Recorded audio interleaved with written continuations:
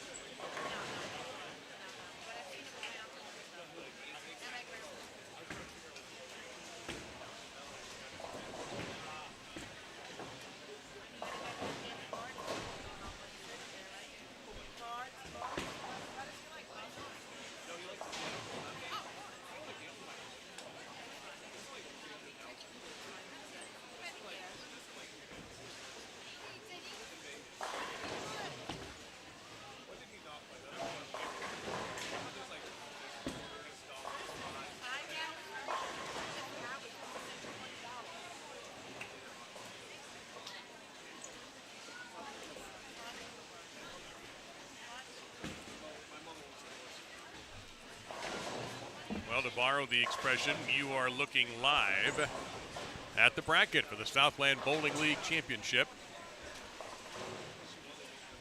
Here in Rowlett, Texas, just outside of the Dallas-Fort Worth area. I'm Dave Lamont, Kim Richter, our engineer here, and this is round two. And we will be sending, unfortunately, two teams home at the end of this round, and you're going to get to watch those matches on our InsideBowling.com cameras, because if you look at the bracket right there, you see what happened earlier today. Vanderbilt, Sam Houston, Stephen F. Austin, and Arkansas State all winning without a necessary third game. So Vanderbilt and Sam Houston will be to our physical immediate right, but not where our cameras are.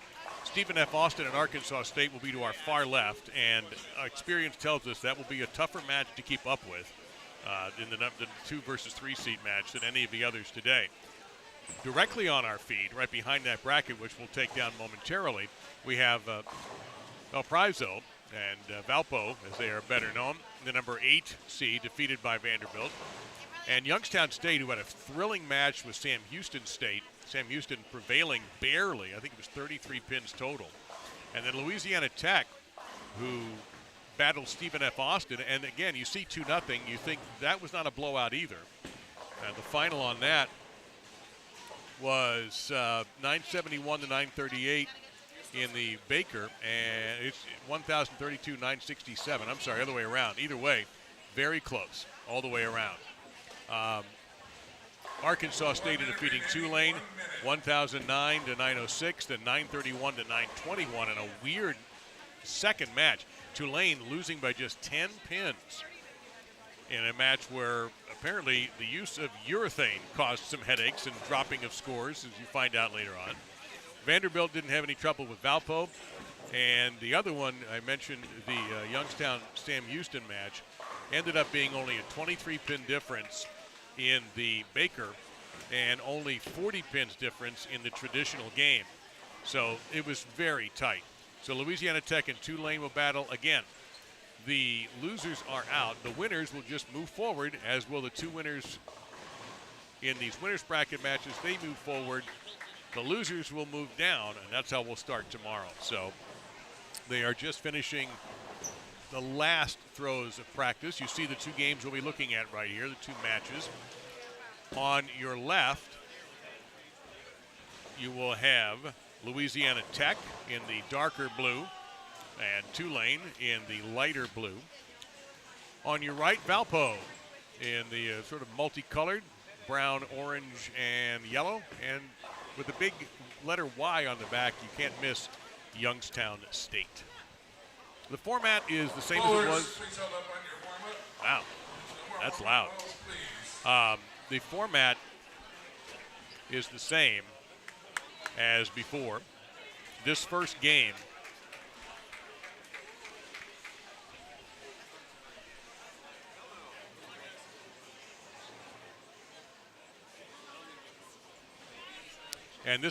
you're going to watch is going to be not Baker. You're going to have a lineup of 1 through 5, but you're just going to bowl your own game.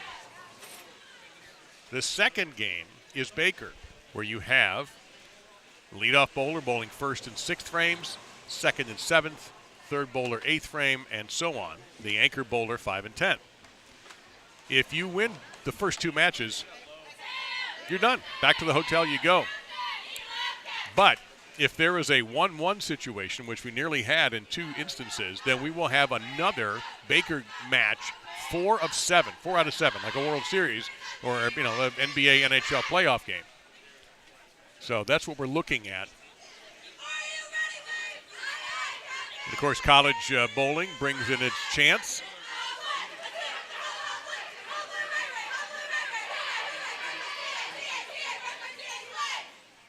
Tulane there completing that. Gotta love it.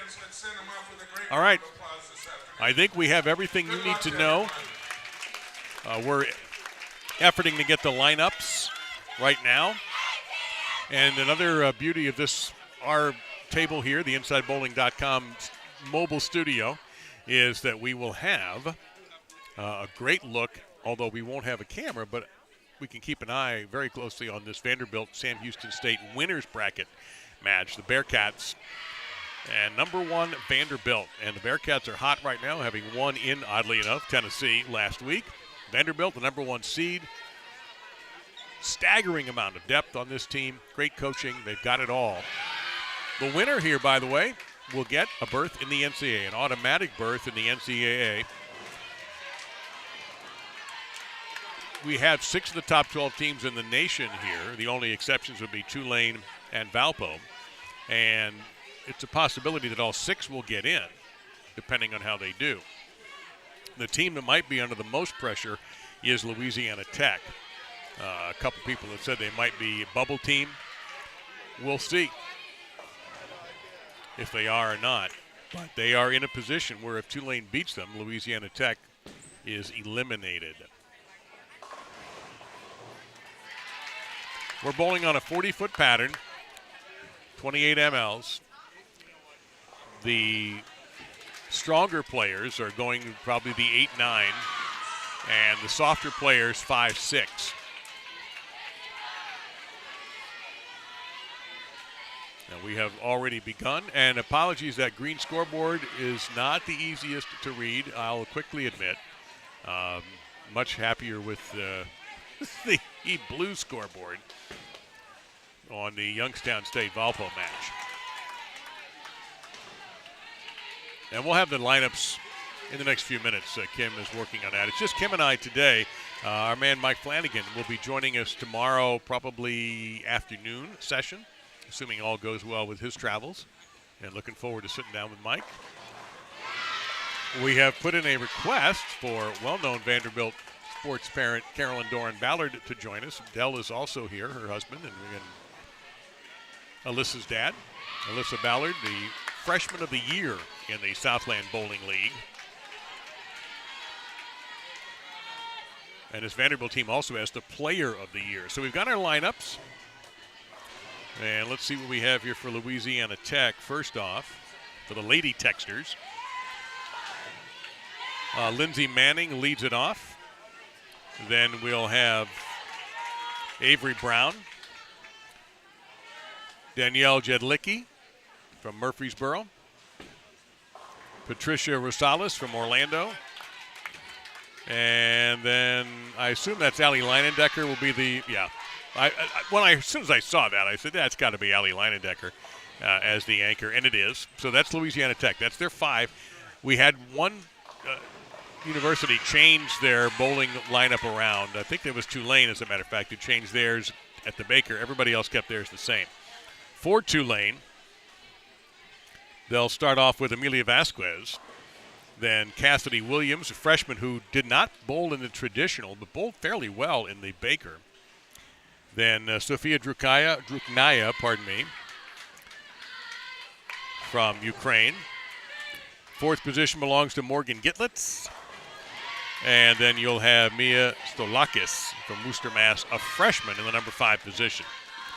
For the Beacons of Valparaiso, leading off will be Isabella Palomaro. Allie Eibel, 2nd.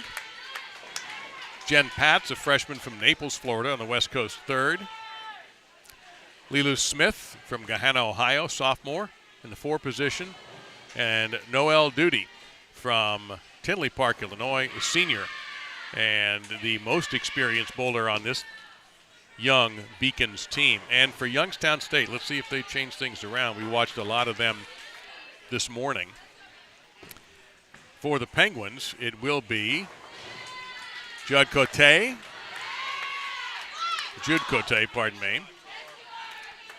Megan Grams, Hope Bunk, the freshman from Billings, Montana, getting her first exposure of the day. Kirsten Moore, and finally Madison Marks. So the only new player for Youngstown is the freshman Hope Bunk, number 6. Just to help you also a little bit with scores, on the match to the right, you see Youngstown State, their scores on the left, and Valpo's scores on the right. But otherwise, it's as we were this morning, just a couple of different teams to look at. And again, you'll hear a lot of chanting and all of that, although it's still quieter. The first hour or so here this morning, it sounded like there were 20 teams here, not 8. It's got a little quieter. Some of that could be a little bit of fatigue. You had about close to a 2-hour break for the athletes from the end of the morning round till practice picked up a little bit after 1 o'clock Central Time. So a chance to, I don't know how many of them got a chance to leave the building and maybe get to the outside world, which is finally getting a little bit nicer weather-wise. We had a lot of rain this morning here. Or if they hung out, there's arguments to be made for both of those.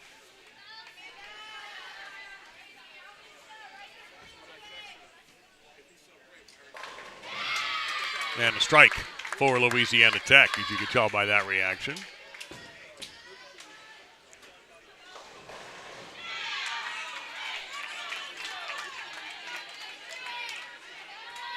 Sam Houston State taking on Vanderbilt, the smallest team in terms of number of athletes. 6, that's it. So Brad Hagan has a challenge there if they advance, and they will be advancing to tomorrow, but what happens after that depends on today. But they know they're coming through you don't want them on their feet too much. You got to rest them up in the hotel. and all the little logistic things that coaches have to worry about, and especially when you don't have a staff of 800 people like they do at major college football to do that worrying for you.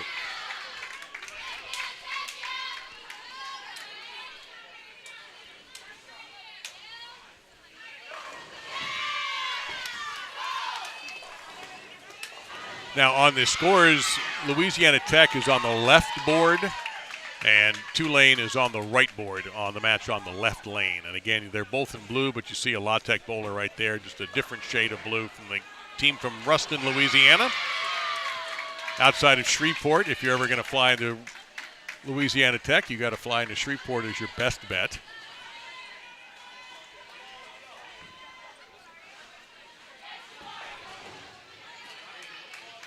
And it is Louisiana. I did a football game there years ago, and I don't know if I've ever smelled a better tailgate anywhere in the country than in Ruston, Louisiana. If you like Cajun food, there was something special going on in those parking lots. I don't know what it was.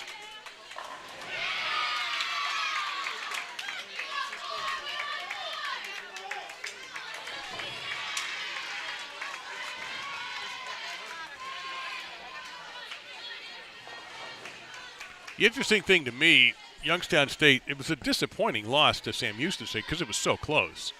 You think about a miss here, maybe a messenger that didn't get there, maybe a lucky strike for the other team, that kind of thing. And it has to affect you just a little bit. So as we have a mechanical issue on lane 12 holding things up. So, you have a couple of hours to regroup. Now, the trick, of course, is how quickly can you forget that and realize you have a new opponent and a new challenge. Realize that if you don't win this one, you're out. But can they recover? And for Valpo, did they think they were going to beat Vanderbilt? You hope they thought that way, but Vanderbilt dominated them. And Valpo did have the lowest total in this traditional format right here. So can they bounce back? And understand that they're up against a team that might be a little emotionally vulnerable. Then again, maybe not. Maybe Youngstown uses this as a pole vault to get them through that loser's bracket, because you'll get to the finals through that bracket. You're just going to have to work a lot harder. Well, they not only cleared up the mechanical issue on 12, but Louisiana Tech stripes one, pick up a strike.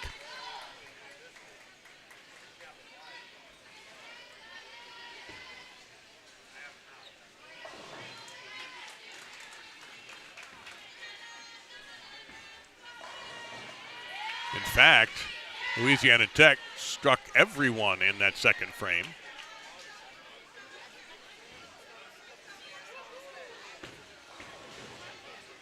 The match that Tulane had against Arkansas State, which Arkansas State prevailed, was an interesting Baker battle because the scores got worse in every game, especially for Arkansas State. They were beginning to fade at the end. Tulane never got a score above 200 in that last game. 197, 171, 196, 178, and a 179 at the end. But Arkansas State went 212, 216, 174, 151, and 178 to win by only 11. So it got a little ugly, and asked about that, and then the culprit, according to the coaches, was urethane, messing with the oil, and it caused problems.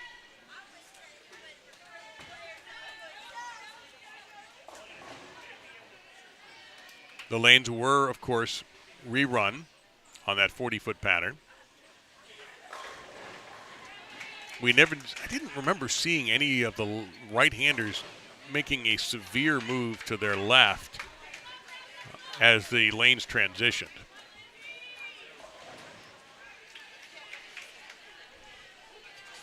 So the issue now with Tulane is, I assume, they might have more urethane come out. And if that's the case, how will that affect Louisiana Tech? Let's see what happens to these scores. And a beautiful split conversion for Valpo.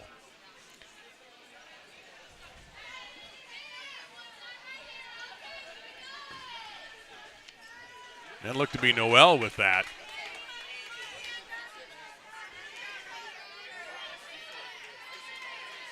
Got Youngstown State had their best season in program history this year.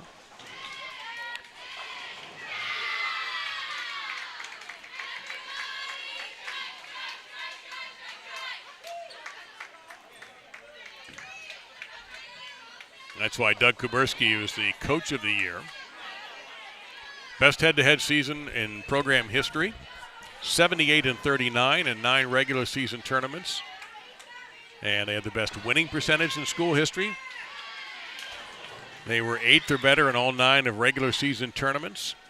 Had back-to-back runner-up finishes at the Motive Penguin Classic and the Desi Strong Classic. Top 5 finishes at the Eastern Shore Hawk Classic, the Northeast Classic, and the Big Red Invitational. And last week in Vanderbilt, they were 8th.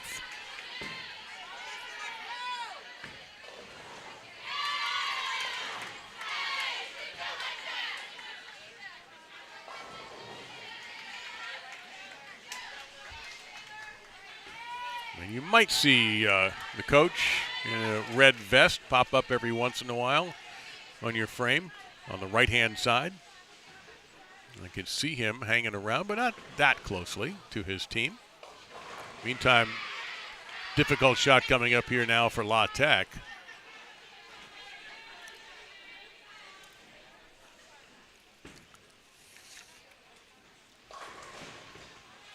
For Avery Brown, and took a run at it.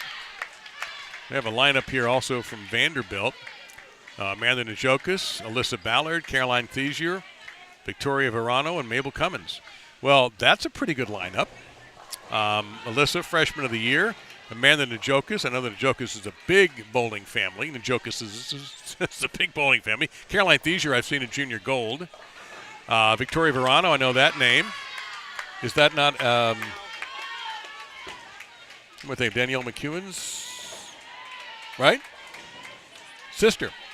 And Mabel Cummins is the player of the year. Okay, Vanderbilt's in pretty good shape when they can trot out a team like that. Not bad. Not bad. But I'm going to warn you, this Sam Houston team will fight them. As deep as Vandy is and as deep as they can go, and their match is tight early, but it's very early with Sam Houston State. That is this Bearcats team. After winning last week in Nashville, how good do you have to feel about yourself when you can go in there with 6 bowlers and come out with a win against top competition? Widely believed this is the best in women's college bowling conference-wise. Apologies to any other conference. All arguments are welcome. I don't know if we're going to get Carolyn Kim. She's standing in the bleachers with a gold pennant right now. A gold pom-pom, actually. We'll see.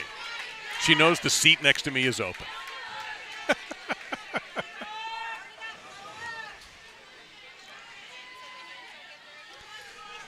Looking for anybody with a front 3 in the matches in front of us, and we do have one for Louisiana Tech, their leadoff bowler. That would be Lindsay Manning, who's a grad student from Lebanon, Tennessee, as the front 3, but at least on our matches. And looking at Vandy and the Bearcats, you do have Verano with the double, and she's up. So, but there are so many Vanderbilt bowlers here that you can't actually see who's on the approach. There's a swarm of them. They could actually have a B team. If there was such a thing like horse racing where you could have an entry, 2 horses in a stable, Vandy could do that. And it would probably be good. It's kind of the Wichita State thing for the men in particular, although they have a good women's program too. The men, their B squad could probably take down a bunch of other colleges. They've got some talent. Man, that men's team. Wow. Spencer Robarge and Ryan Barnes alone could take down a few teams.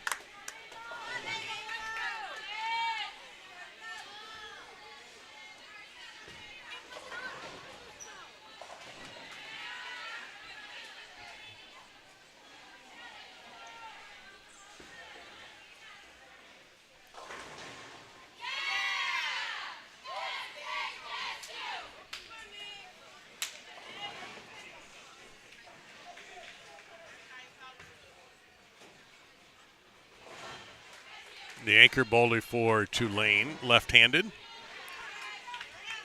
is Mia Stolakis out of Worcester, Mass., a freshman in that number 5 position. No trouble.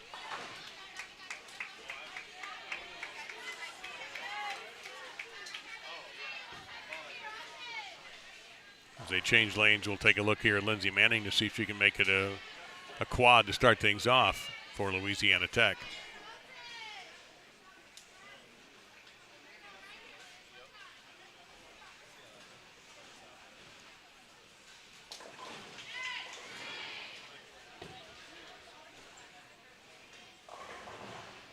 Oh, just a light hit for that 7-10.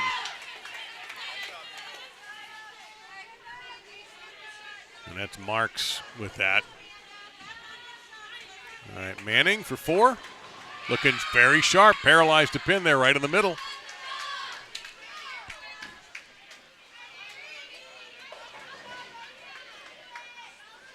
And apologies if some of you were with us this morning, and I'm sure there's a few of you who are back this afternoon. You might hear a few anecdotes or comments that I made this morning as well, but we have a lot of new viewers in the afternoon. But one of the comments that I thought was the most interesting was sort of informally surveying the coaches before the first game today in the AM hours. I said, okay, who are you looking for? Who's dangerous besides yourself? And I got a few votes for Louisiana Tech as a team that was very dangerous. And one coach said they're all or nothing. They might be gone by today, or they might hold the trophy and take that seed, an automatic seed. Thought that messenger would do its job for Avery. So they're a team to be watched, and we get to do that.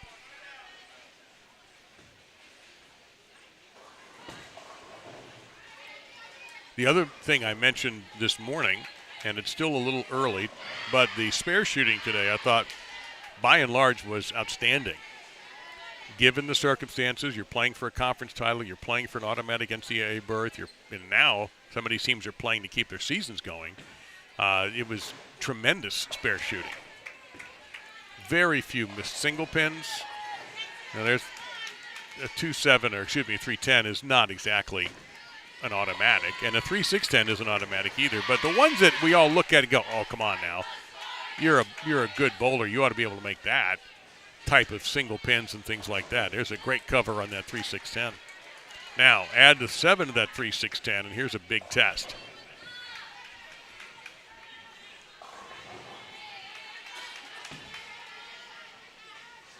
No, just at the end, the 3 got chopped instead. That was Cassidy Williams. Another Louisiana Tech bowler with the front 3. That comes to an end for Danielle Jedlicki. But Louisiana Tech is out to a stronger start than Tulane at the moment.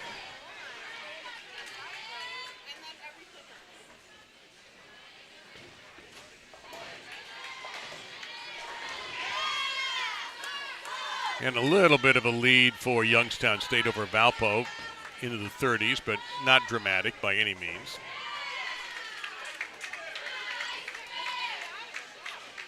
And Sam Houston State and Vanderbilt, not surprisingly, virtually eyeball to eyeball through almost 4 frames.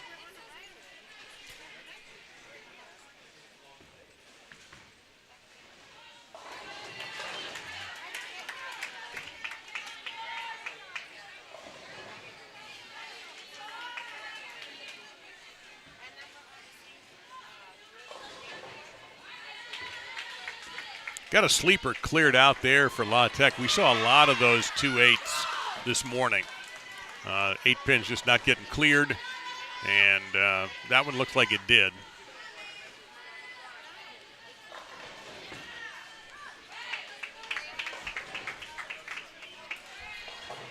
These are separate entities, by the way. This is so you know that whatever happens here, and this is just total pinfall. You take it, that's it. Then we go to the Baker, and that's its own separate pinfall in 5 games. So let's say you have 1,000 pins knocked down in right now. Congratulations, you won a point. But that 1,000 pins is now in the cloud. Your second match, your Baker match, you play 5, you still have to knock more pins down. It's not a matter of who wins the games. It's a matter of who has the most pins. And if you have the most pins 2 times in a row, you win. And if we have a tie, 1-1, then off we go to a best 4 of 7 Baker match. Didn't happen this morning. Doesn't mean it won't happen this afternoon. Could happen 4 times for all we know. We have all day.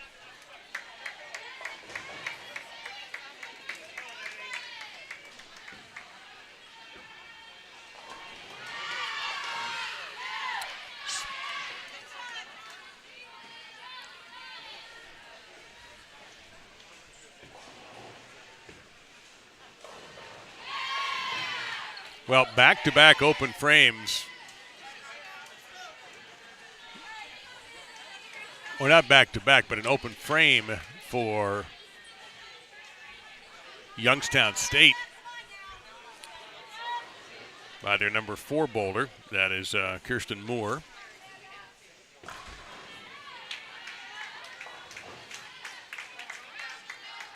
So the lead in that match, still Valpo very much in the running.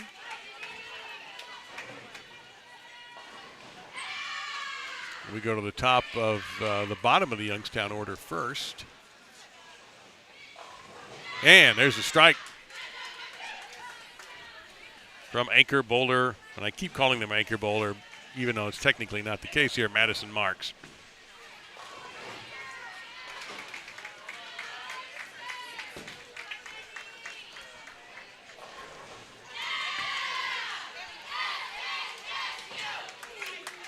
Doesn't have to be pretty, just make them, even if you just shave a little paint off.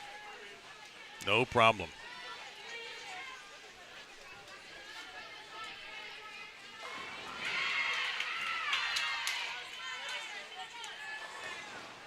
We start the 5th frame for Youngstown with Cote. Well, that time they're obviously looking to hit that 5-6, and it just stayed out there. Never did snap back into the pocket. And kind of the same thing there for Valpo. So that turn hasn't really quite started yet. Mentioned earlier, the softer players are trying to go around 5-6. The more powerful players, 8-9.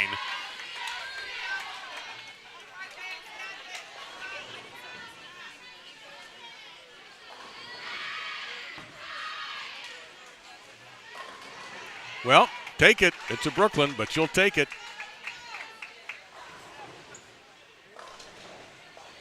Strike there for Cassidy. Got an interesting mix on this Green Wave team of experience. Sophomore, freshman, senior, junior, sophomore, freshman, senior, junior. Kind of an interesting mix for the Green Wave. Wow, that's the same strike almost exactly. Back-to-back Brooklyns for Tulane. Something good just is happening for Sam Houston State, because I just heard deep in the heart of Texas. So if you hear that, it's good for Sam Houston State.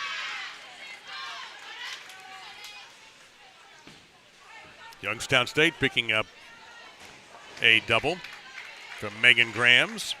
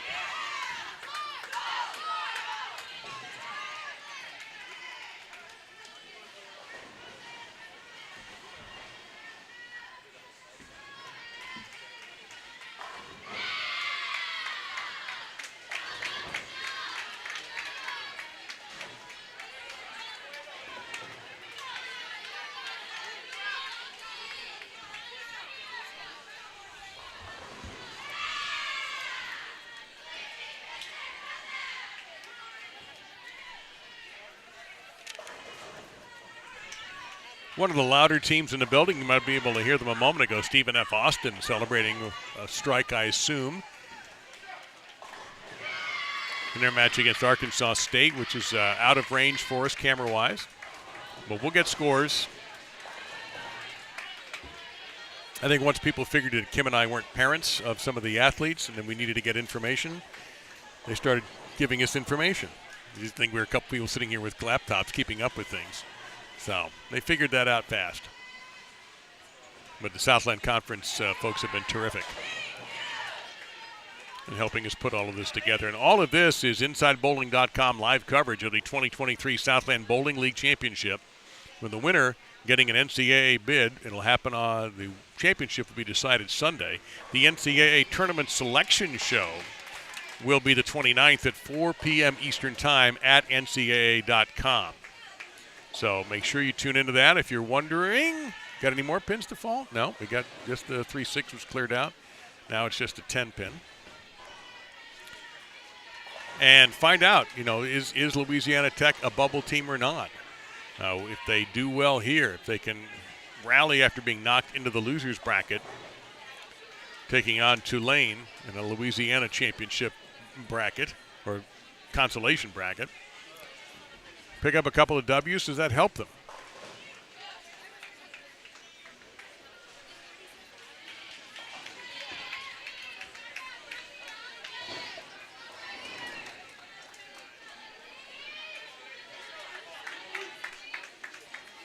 I hope all these coaches are getting their steps counted today from just the pacing.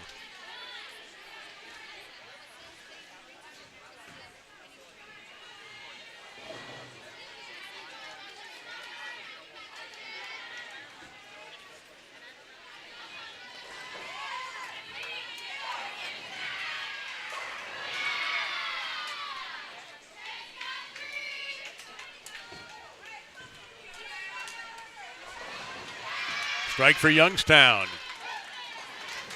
as they try to pull away from a very pesky Valpo squad. That's a double. And no messenger that time to help Valpo out. And a double for Marks.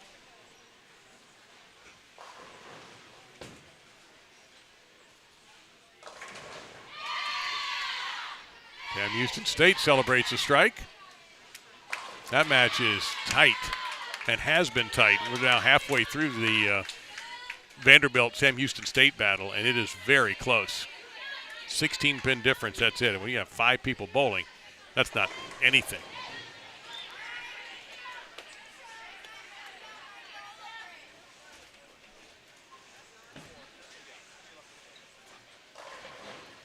And Tulane is having several bowlers, the right-handers, just crossing over into Brooklyn territory.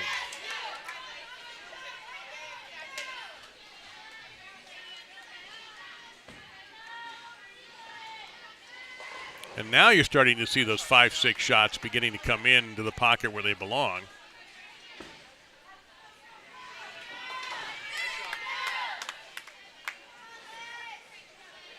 The house here is 22 lanes in Rowlett. Bowlarama is our host for the Southland Bowling League Championship.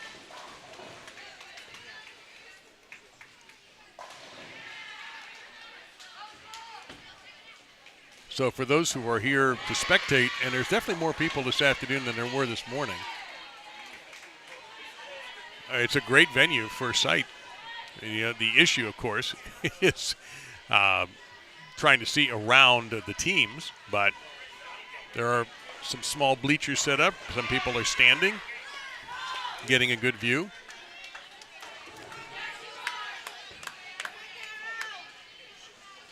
Oh, bad break for Valpo there. And a power shot. Messenger choked. The Messenger just choked. It shot right in front of the 10.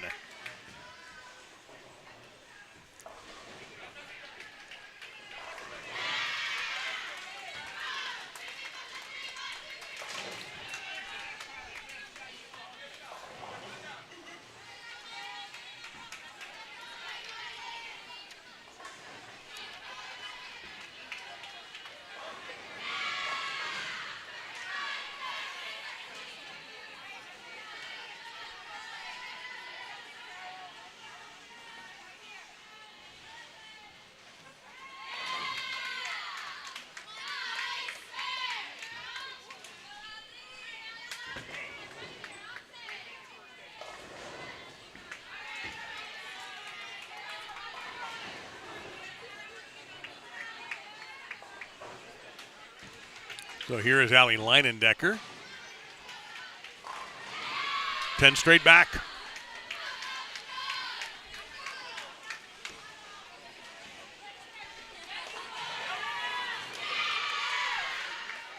More noise from Stephen F. Austin. They have been a chattering group over there.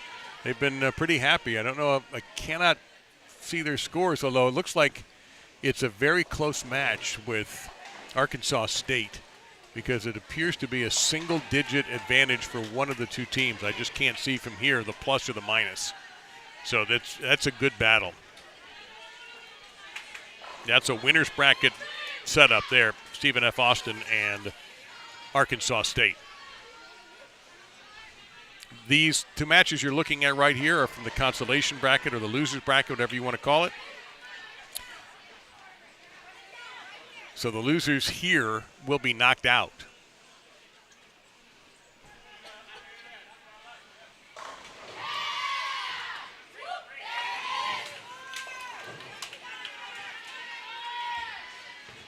Not surprisingly, Sam Houston State and Vanderbilt is close. Valpo, that's trouble.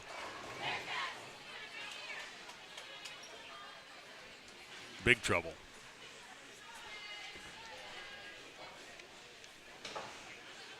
That's Lilu Smith, a sophomore from Gahanna, Ohio. I think that's the Columbus area.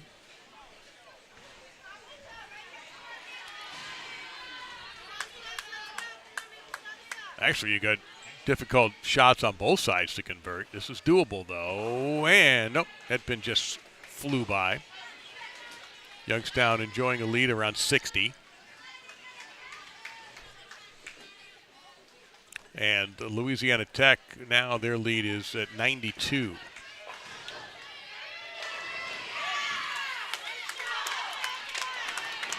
And Vandy picks up a strike, keep things close there.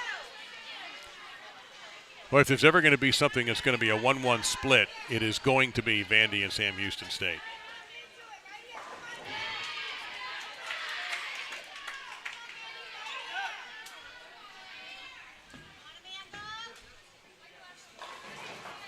Messenger?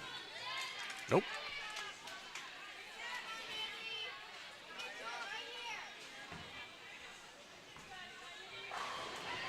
That's the best looking shot I've seen from a Valpo bowler so far, with more to come. A perfect strike.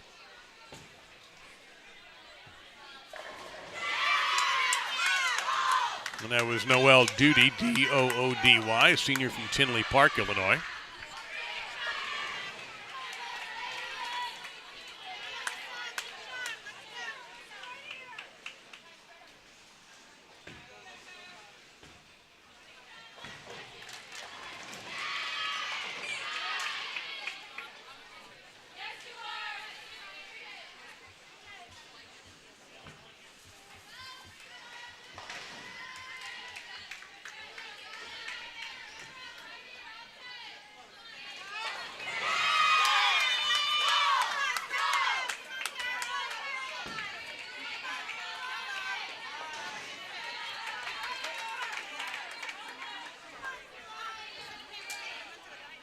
And for Tulane, the lefty Mio Stalakis, who will be back up here shortly, was a newcomer of the month in November for the Green Wave.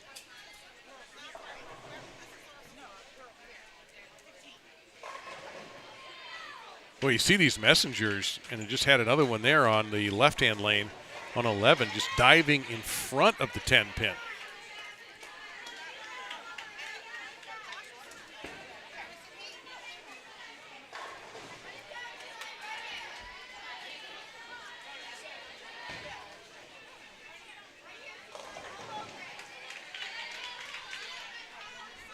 A lot of spares being shot in this Valpo versus Youngstown State match.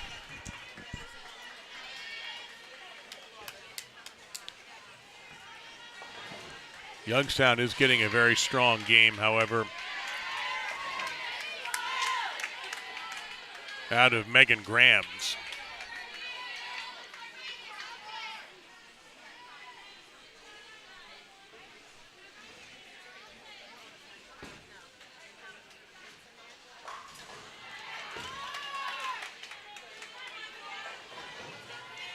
through the nose for the lefty.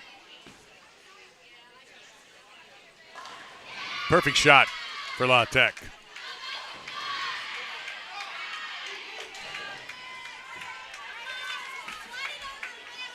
And that was Jedlicki. There's a missed spare. And more trouble for Tulane.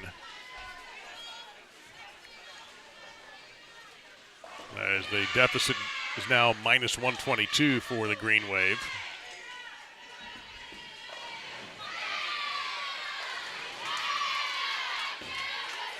There's a 1-pin difference between Vandy and Sam Houston State. Every time I look, now it's up to 21. But that's, again, probably temporary. Just incredible how close these two have been. Absolutely incredible. There is a huge conversion, split conversion for Vanderbilt. Looked like a 1-2-10.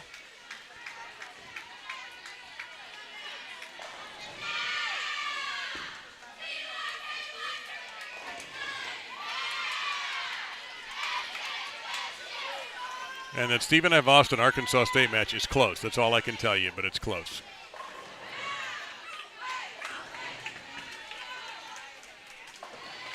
So not surprisingly, the two winners bracket matches are tight in this overall score.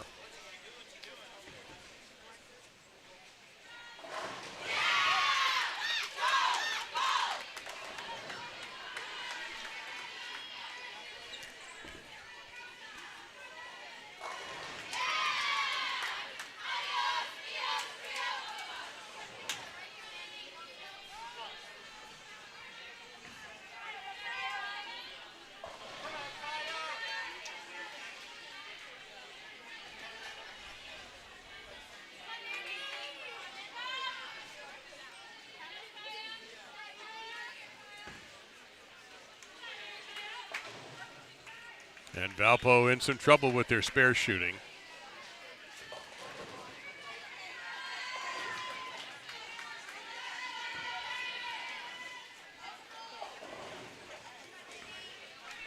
Yep, that's not going to benefit Youngstown State at all.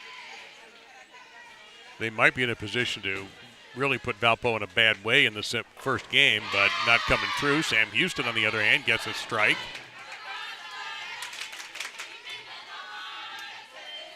They've thrown 3 straight. And that's going to force perhaps the top bowler in the Southland Conference, Mabel Cummins, to come through with a 3rd straight strike.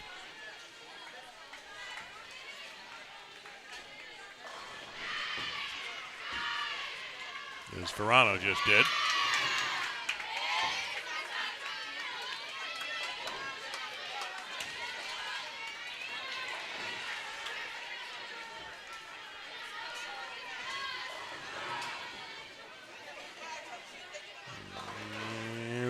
Trip.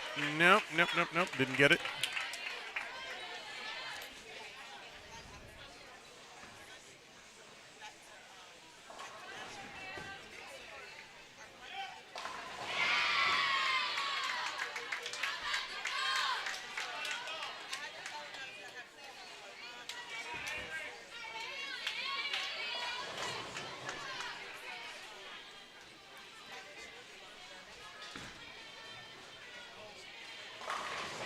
Nope, just a little high on the left-hand lane there for Tulane. Down 113 as we are into frame number 8 in this team game.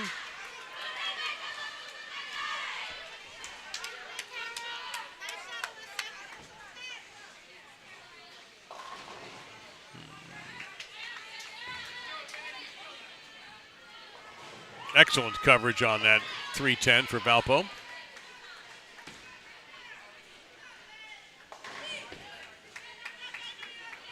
And that would be Noel Duty again. Best game being thrown by anyone in the match on the right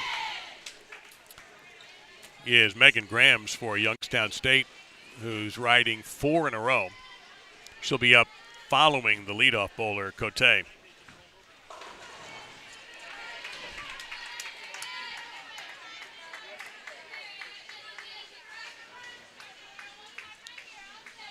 Cote from Quebec.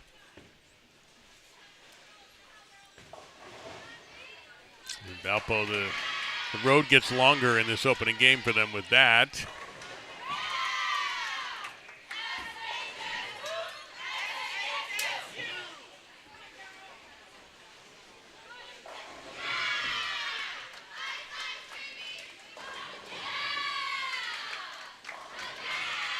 And now Grams comes up after the Cote strike.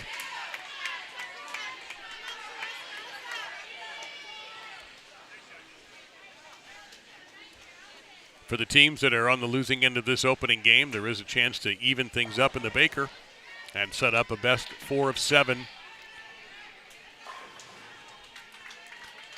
with another Baker game or match.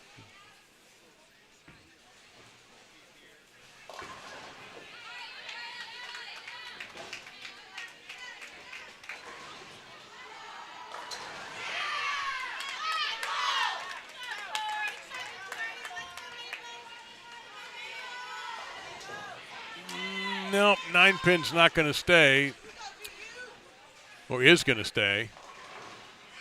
Seen Tulane throw a lot of Brooklyns today in this opening game, and that tells me I don't know what they're going to do as this continues to transition, what the Baker match is going to look like.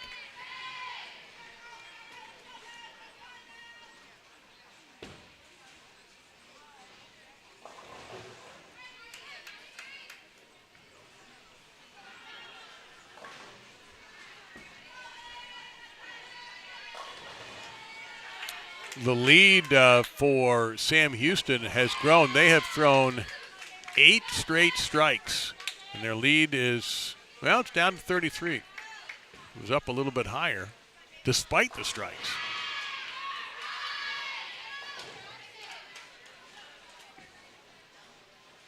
A superb match between those teams. Great shot for Tulane to pick up a badly needed spare, but they need a lot more than that. Leidendecker. Hard to see if that's a single pin or a double off for Alley. Looks like it's a single.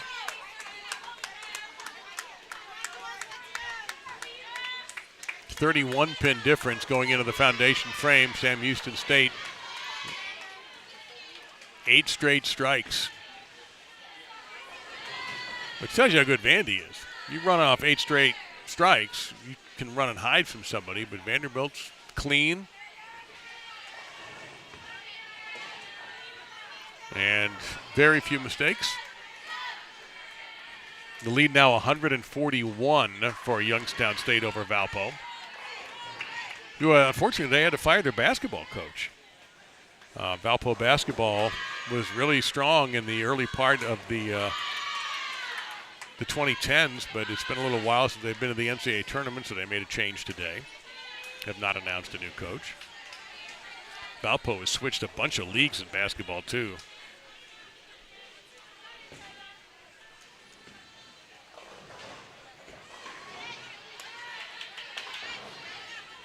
Looked like that was piped to the pocket, but did not happen. For the Beacons of Sean Washington, S-H-O-N Washington, the head coach. Grad assistant Capri Howard.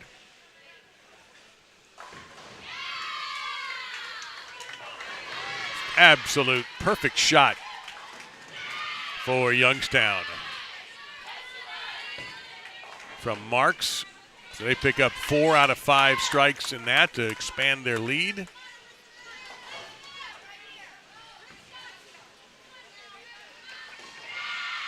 Well, Carolyn's going to make the broadcast if I turn our mic up. I'm starting to hear her. So she's around. Carolyn Doran Ballard is here to watch her daughter, Alyssa, who I think might be up right now. She is in the number 2 position. Yeah, she is up. And nailed it. Strike for Alyssa Ballard, a big one for Vandy as that back and forth tennis match continues on lanes 15 and 16 in a winner's bracket battle. Somebody's going to earn their way into the championship on Sunday, but they're going to have to do it the long way by being in that loser's bracket. That still looks like a single-digit deficit between Stephen F. Austin and Arkansas State. It's been that way almost the entire time. And I realize, every shot changes the deficit and so forth and so on, or the advantage, depending on how you want to look at it. But that has been single for a long time.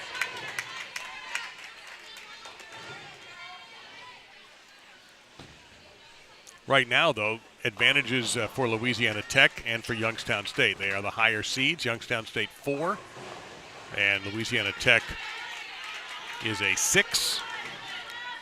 Tulane, their opponent, 7 seed, and Valpo, the 8th seed.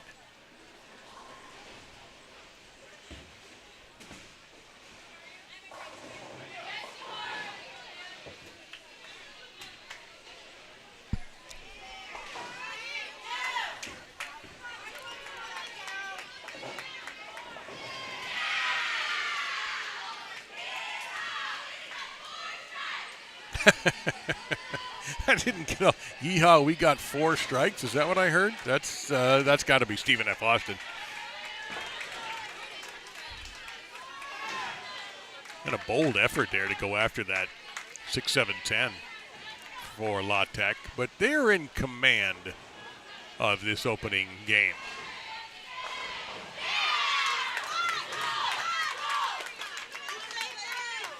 Now Vanderbilt's cut the deficit to 12.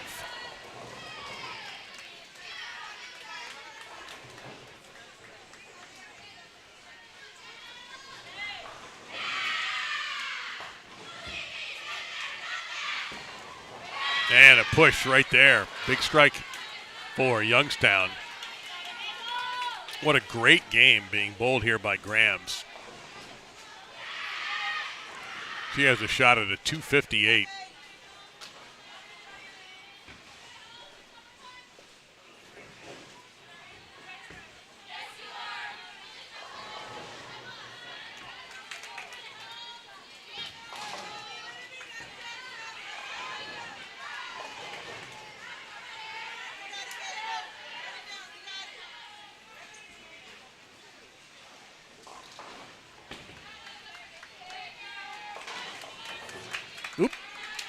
A visit to the church that no bowler wants to attend is coming up for Youngstown State. But again, I think they're in pretty good shape here to take game number 1 and point number 1.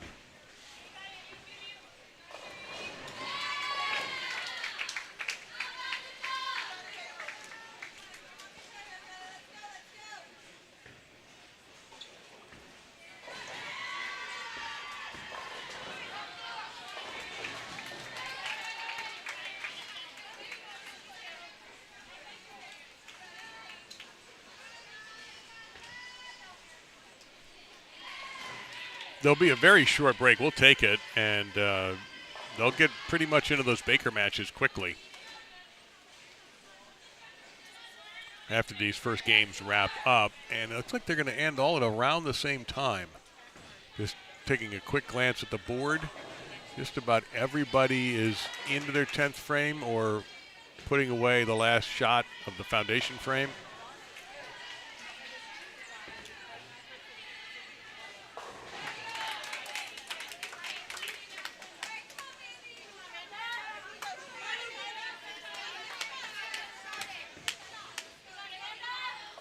So the 10th frame starts between Sam Houston State and Vanderbilt, with Sam Houston State up 52 pins.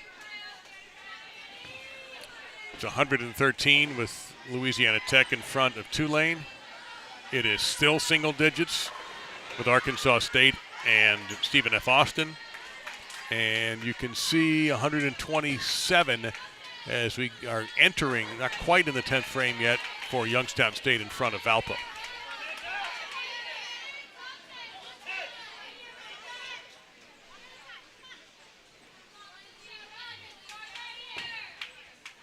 Sam Houston State had the high score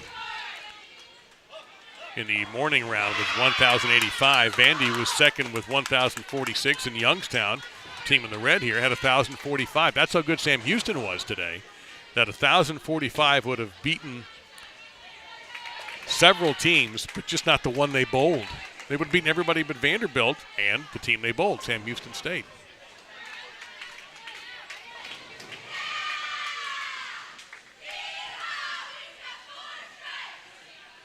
Yeehaw, we got 4 strikes, says the Stephen F. Austin women. I don't think Youngstown's going to reach 1,045 in this one. Well, maybe they will. Now, 804, I'm not so sure, but they're likely going to win.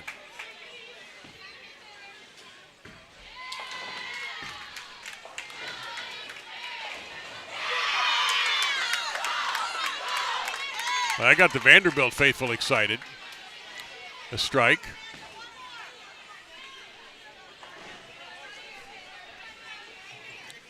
That's Amanda Najauskas, who looks like she's going to, if she strikes out, that'll give her a solid 211.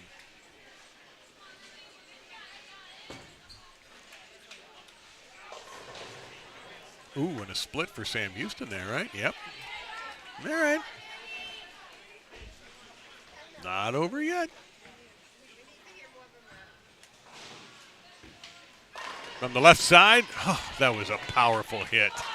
Terrible break for Louisiana Tech there.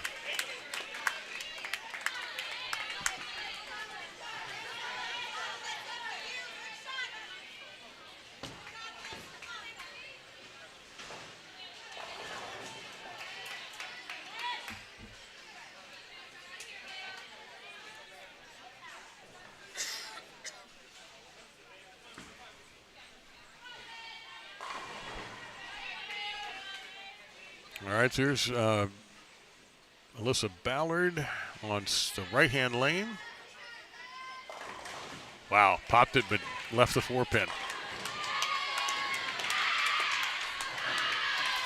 Arkansas State making some noise off to our left. Youngstown State looking to put the this one to bed.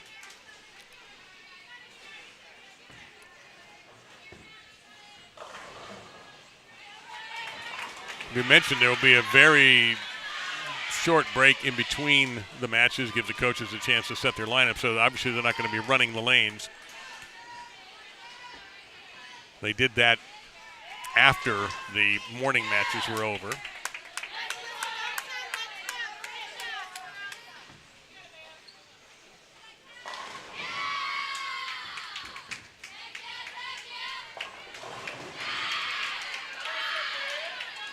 Arkansas State may have something going. I actually now see 2 numbers over there in the plus and minus column. I'm serious, that's about the first time in this game.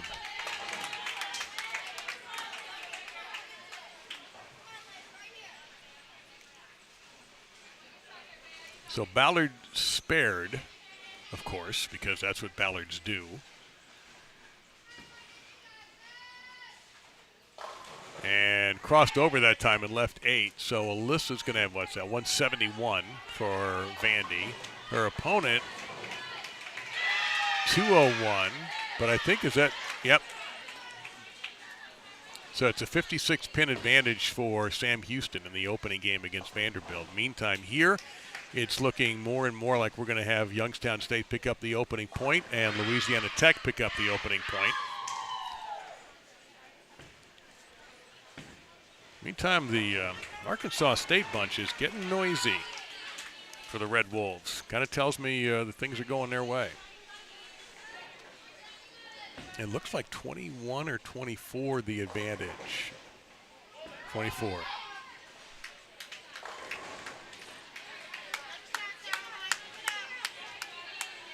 All right, a 204, but Vandy couldn't strike in the 16th, so 204 for the third bowler for Sam Houston, but the max is going to be 203 for Vandy in the number 3 position.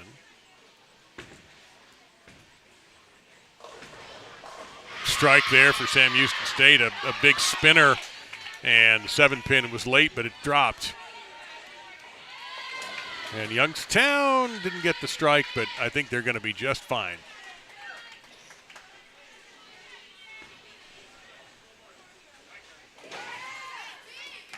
All right, Vandy makes a spare.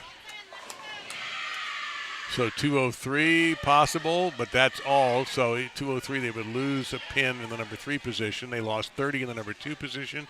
They gained 10 in the first position.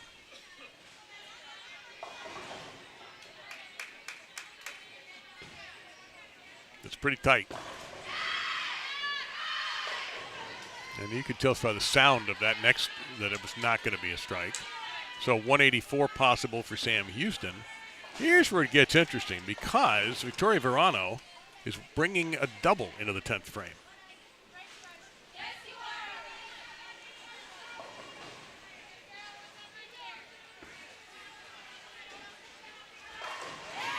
And she strikes. That was Caroline Thiesier, excuse me. Caroline finishes 203.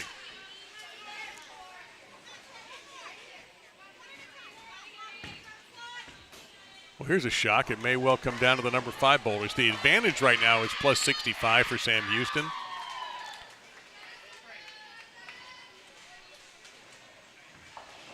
And it looks like 11 or 17 Arkansas State versus Stephen F. Austin. Well, there's another strike for Victoria.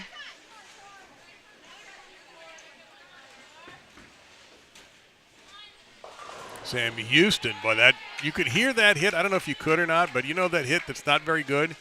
And you look and think, is there a split there? There wasn't. It was a 6-10. Very fortunate.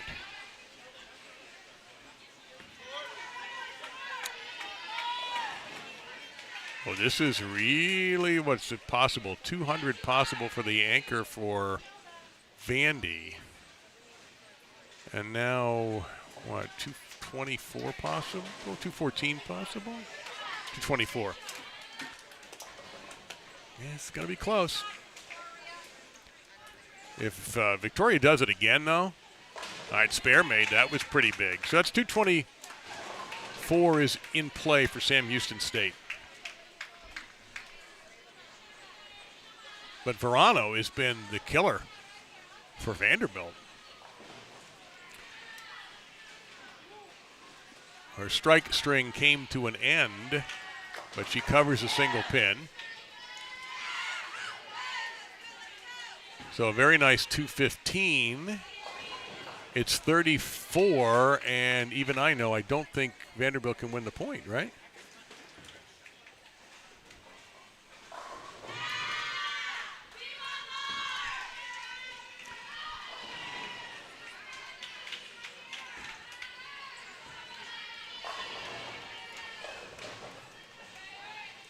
Seven count on the fill ball.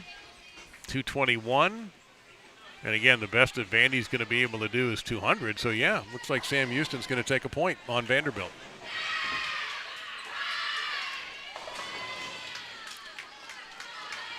So 1,010 is the number for Sam Houston.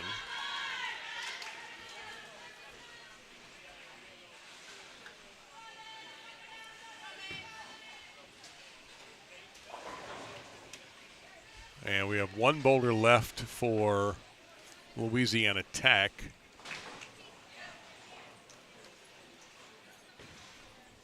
To wrap things up, and that'll be Leinendecker.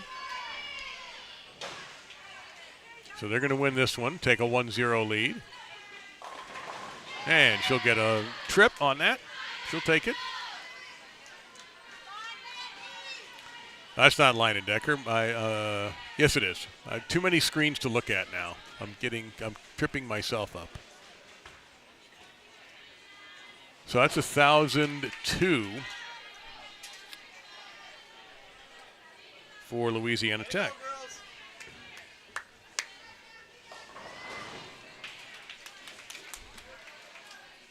So they'll take a point.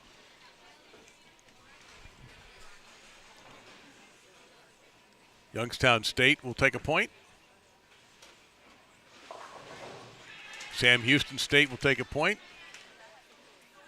And the mystery match, which is going down to the absolute bitter end, between Arkansas State and Stephen F. Austin.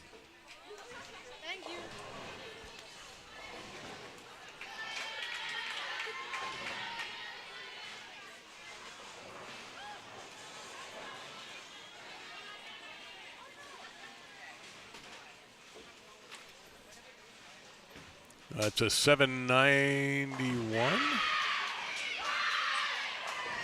for Valpo. Yep.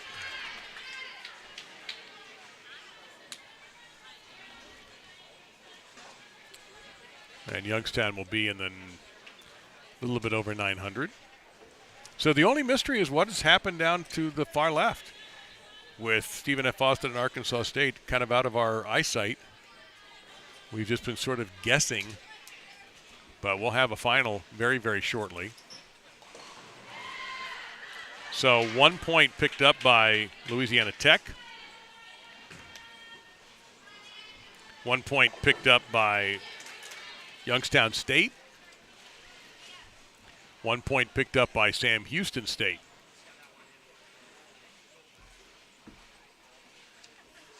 And just waiting on the last score here, the last ball for Youngstown State to give them their score. But Arkansas State pretty happy.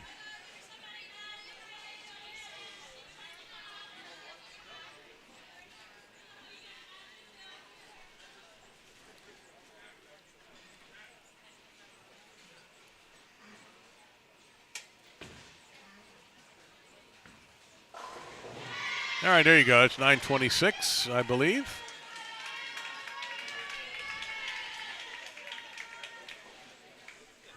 So Tulane and Valpo are the two teams that will be facing elimination in this next game.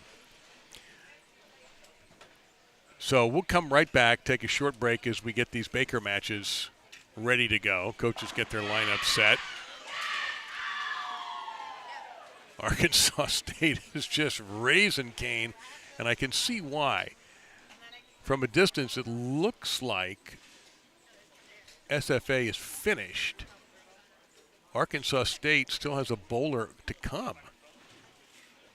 So they may well be able to take the lead with the last bowler and steal the point.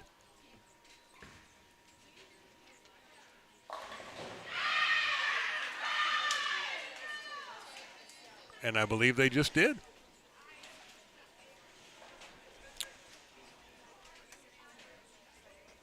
Based on that reaction to that shot, which wasn't a strike, but I don't think it had to be. I don't think it was a strike. No, it was a fresh set of pins waiting.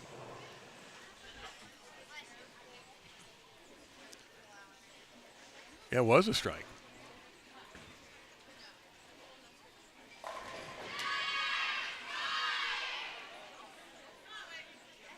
Yeah, it looks like it's going to be Arkansas State's going to take that point. So our winners of Game 1, the traditional team game, Arkansas State, Sam Houston State, Youngstown State, and Louisiana Tech. Take a short break. You might even see the Baker matches begin.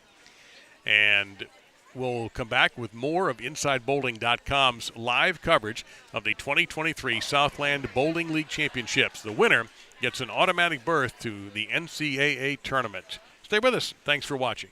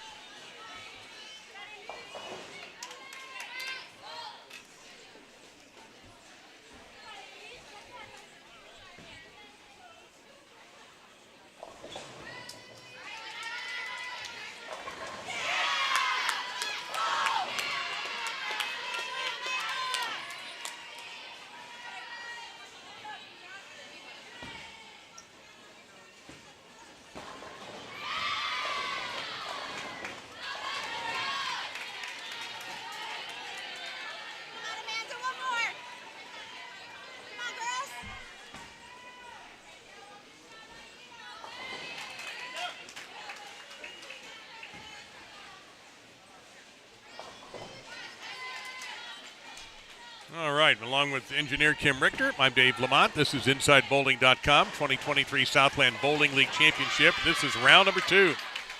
5 Baker games, total pins, separate from what we just finished. So while it's great news that Stephen F. Austin and Arkansas State went to the end and had a high pin count, Arkansas State taking the point, those pins are forgotten, for this anyway. And, Sam Houston had a nice 1,010. Doesn't matter anymore. It's what they do now. So, again, the winners of the first points were Sam Houston beating Vanderbilt in a winner's bracket match, Arkansas State defeating Stephen F. Austin in the winner's bracket. In the loser's bracket, Youngstown State beat Valpo, and Louisiana Tech beat Tulane. Should Louisiana Tech and Youngstown State win again, they're moving on, and the others are eliminated. And with Vanderbilt, Sam Houston, SFA, and Arkansas State, they're not knocked out. But the losers will go into that loser's bracket and face the danger of being knocked out in this double elimination format.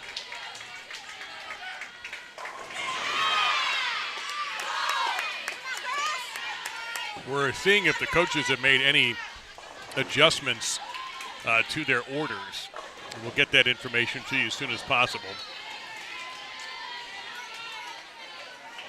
But this is game number 1 of the Baker format. Now, again, and not to be repetitive to those who are familiar with Baker, but if you aren't, the Baker is 5 players, but this time the 5 players only get to bowl 2 frames each.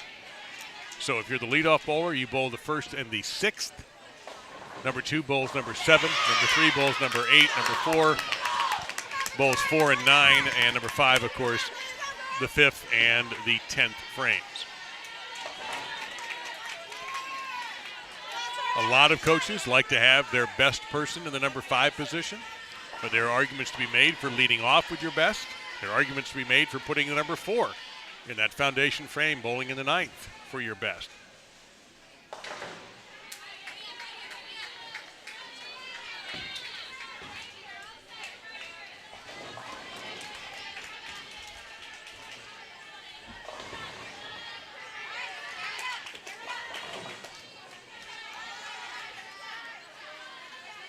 Right now, Vanderbilt has taken the lead on Sam Houston State. And if these are 5 games, this isn't a best of. We're not to that point yet. I did say the most likely candidate for a match that will go into a third game is Sam Houston and Vanderbilt. Then I realized how close it was with Arkansas State and Stephen F. Austin. Those were close. So you might get a couple in the winner's bracket who are going to force a third battle. Very possible.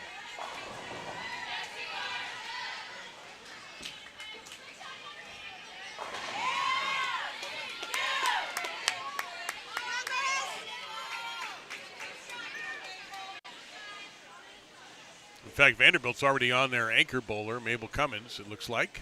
Yep, they're in the 10th frame of their match already, and Sam Houston State's looking at a 7-10, which they don't convert, of course. It's understandable.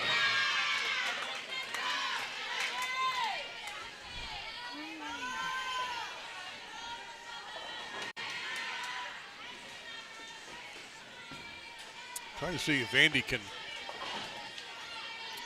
Vandy can lock them out to take this first of the 5 games and open up a lead.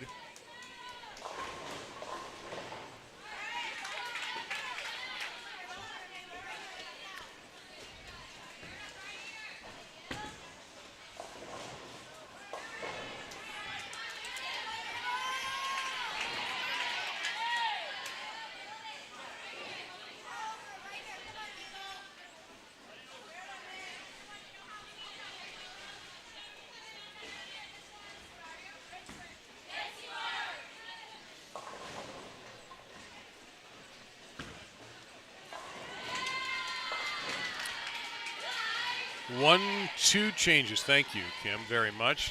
For Tulane, in the number 2 position, the Green Wave has brought in Jenica Barron, a senior, to replace Cassidy Williams. Otherwise, they are the same, and that would be Amelia Vasquez in the number 1 position, now Barron in the number 2 position. Sofia Druknaya in the number 3 position. Morgan Gitlitz, 4. And Mia Stolakis, the lefty, in the number 5 spot. In Louisiana Tech, no changes. So the number 1 bowler, Lindsay Manning. The second bowler, Avery Brown. You'll have Danielle Jedlicki, the number 3 position. Patricia Rosales, the number 4. And Ali Leinendecker, the senior from Wooster, Ohio, the anchor bowler. Valpo made one change. The Beacons will still have Isabella Palomaro, or Bella Palomaro, leading off. But now they have brought in Morgan Aksh. I wrote that down, but Morgan is now their number 2 bowler. The number 3 bowler remains Jen Patz, then Lilu Smith, and Noelle Duty, who bowled very well, I thought, for Valpo in that opening game. For Youngstown, no changes. So it'll be Jude Cote, then Megan Grams, Hope Bunk, Kirsten Moore, and finally Madison Marks.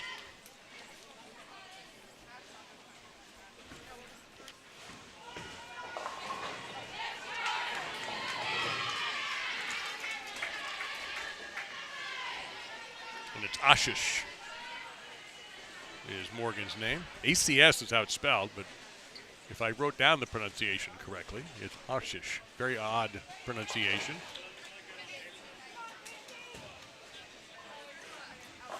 Well, it looks like Vandy grabbed game number 1, and the scores were not high. Neither team busting 200.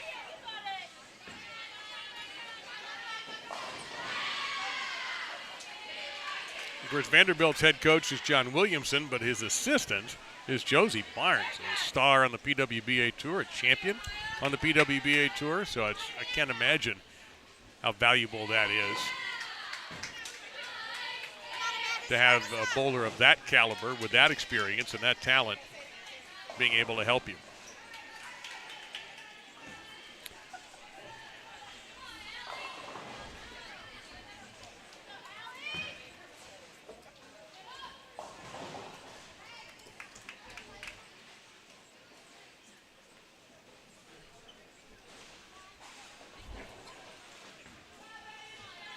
Some suspense here with this Tulane Louisiana Tech matchup.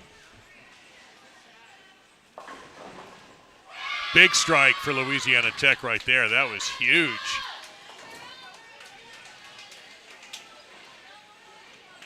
In fact, I think Ali Leinendecker can shut out Tulane if she goes off the sheet here.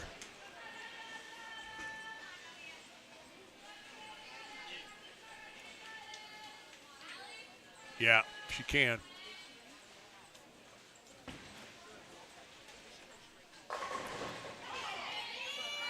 But she won't.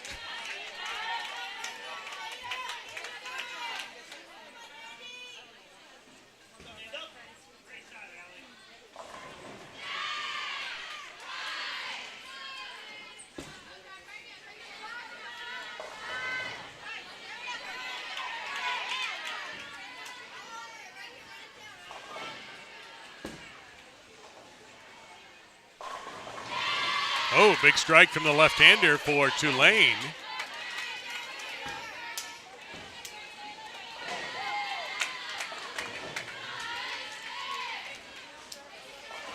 .182. So Mia's going to have to come through again for Tulane.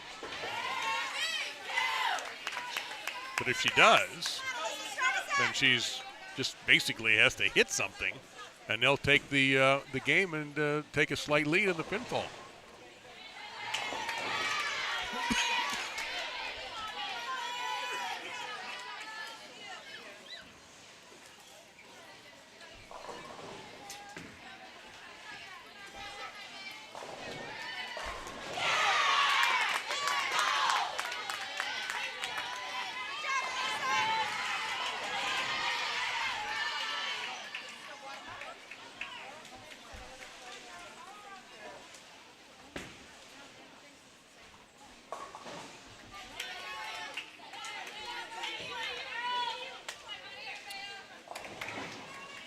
And that is exactly what she did, pardon me. Drinking water when you're on live. If you mess up, you're in big trouble.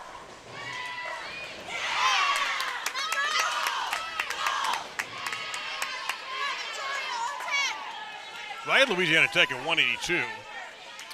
And this is, again, all she's got to do is just not foul. She didn't.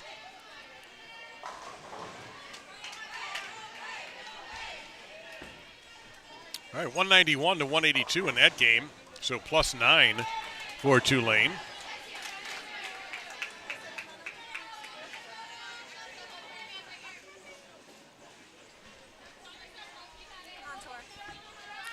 And Valpo beat Youngstown 175 to 169.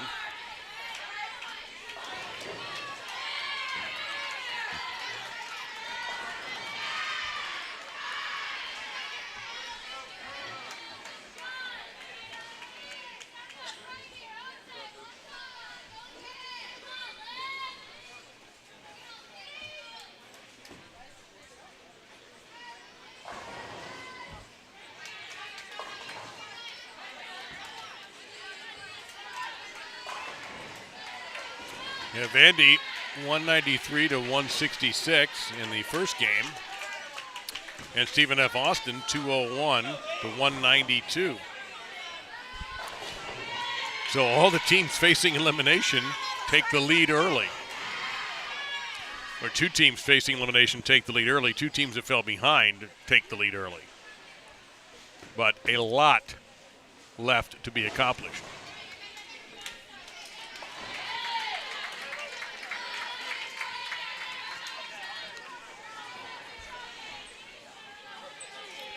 And Vanderbilt was out hot early, but has stumbled in the fourth with an open frame. But Sam Houston State is struggling.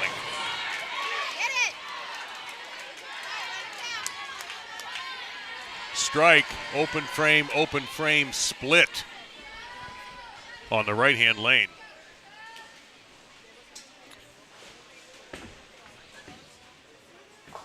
It's made. Oh, that was pretty nice. It looked like a 2-4-10 that was converted beautifully. But back to the lecture at hand. Look at Valpo. 4 straight until that picket fence was left there. And Youngstown is struggling. Now, Youngstown had trouble with scoring the longer they went in their match earlier today when they were beaten by Sam Houston, but it was so very close. They battled right to the end. There's a nice job there on a 1-2-4-10. So you see it again, the ability of the spare shooters picking up. That was Avery Brown, number 20. Great shot from Avery.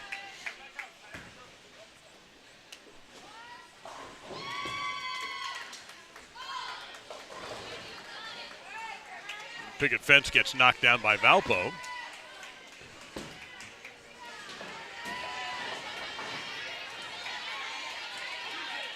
Yeah, this is pretty interesting start.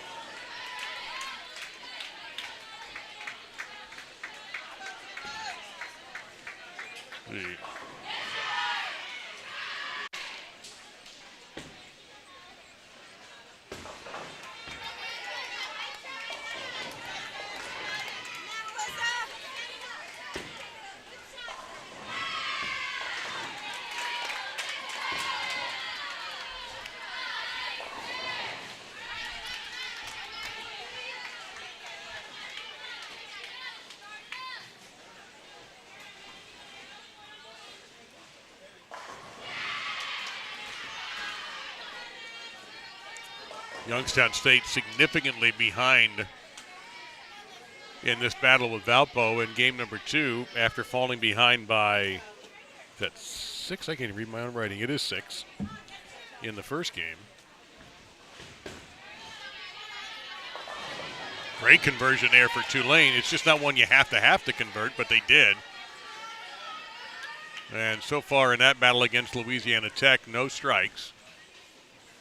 through the first 3 bowlers. Now make it 3.5, it looks like. As Louisiana Tech leaving behind the impossible dream, the 2-8-10.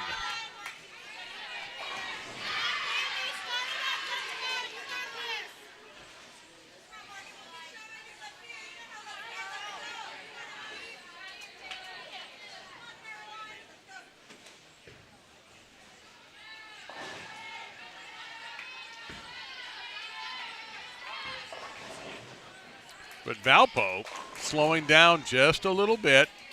Is there any chance that Youngstown can roar back here? Well, maybe. He finally got a strike.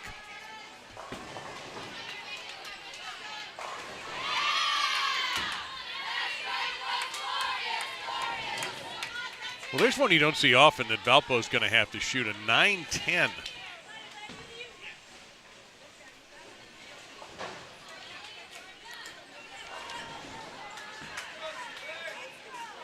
Jen Pat's looking at that 9-10.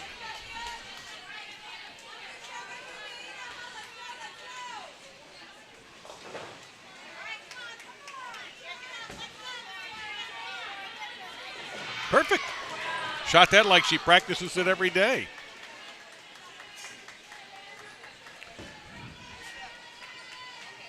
So let's wait to talk about going off the sheet for Youngstown, because that's not going to be off the sheet for them. So I had them at a 231 had they struck all the way out.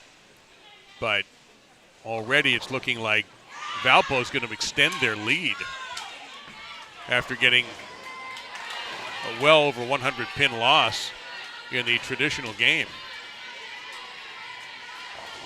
Went Brooklyn there, but that's okay. They just have to keep the ball in play pretty much.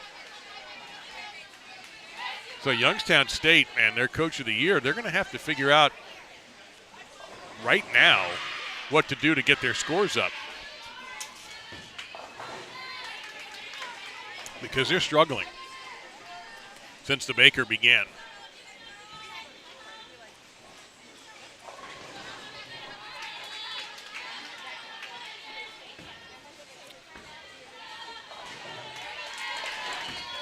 You've got Valpo and Tulane bowling for their seasons right now.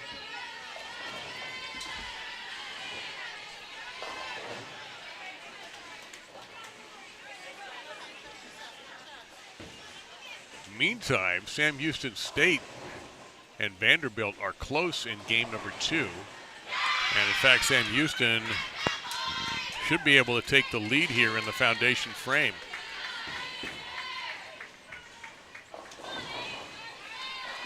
The 2-8, ew.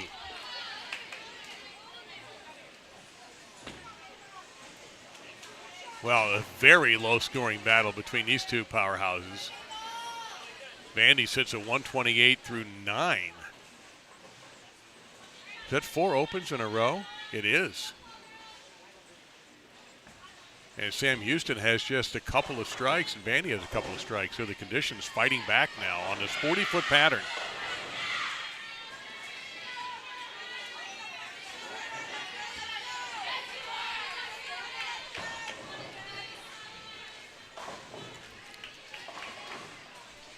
This could come down to a bad leave in the 10th frame, that battle.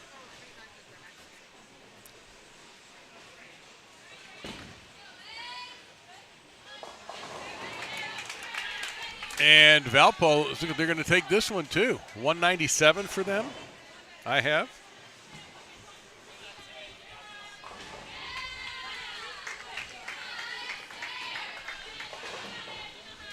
Oh, and a missed spare opportunity for Vandy, 137. Well, Sam Houston's going to win the game. But by how much? That's a big strike for them. Youngstown just finishing out. They're going to be very disappointed with this game. Tulane missing a spare opportunity there.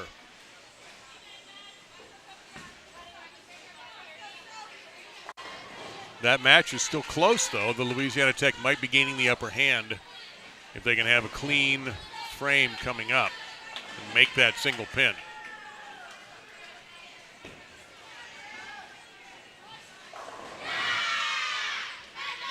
Now, the one thing for Youngstown is they're going to try to at least limit the damage. If they can get the 165, that would be very helpful. A split for Sam Houston State, so it looks like they're going to get 174 if she covers one of the two on the 4-6. I got to be honest, I didn't see that coming from the number 1 seed.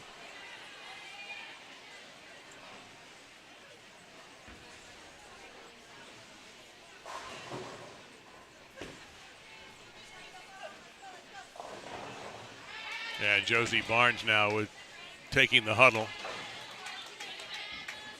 And is that I wonder, is that a technical talk? Is it an inspirational talk? Her back was turned to me, so I couldn't tell. 174 for Sam Houston there.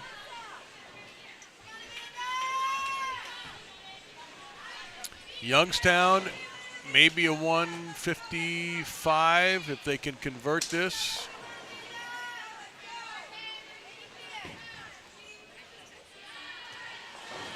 Yep, 155.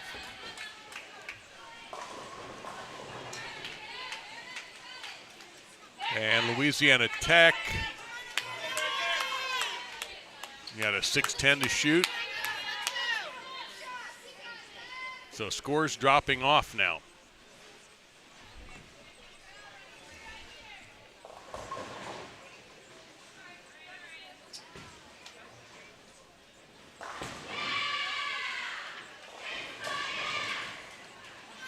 So Sam Houston now moves into a 10-pin, 340 to 330 advantage there.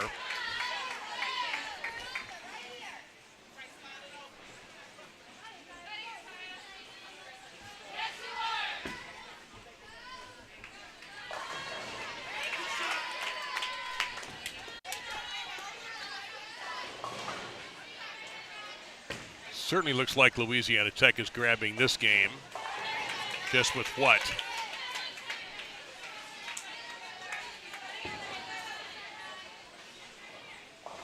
Maybe a 163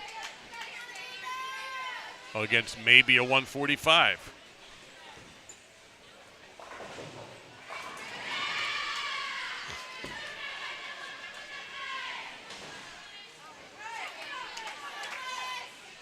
All right, game 3 starting with Valpo.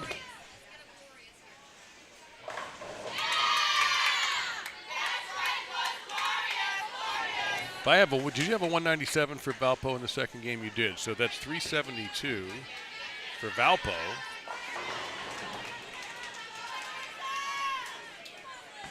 Against 324 so far for Youngstown State. They have really got to get it together.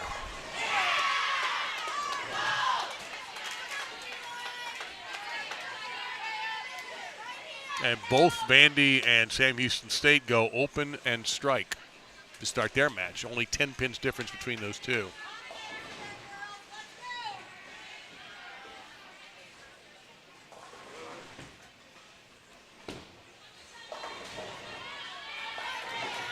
The anchor bowlers now wrapping up this Tulane game against Louisiana Tech. She knew she had it all the way. So 135 is the best that Tulane can do. It's a 160 for Louisiana Tech, which will earn them the game, but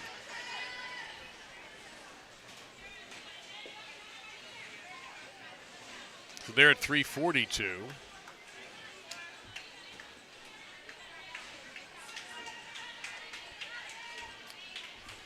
And 135 is the max for Tulane.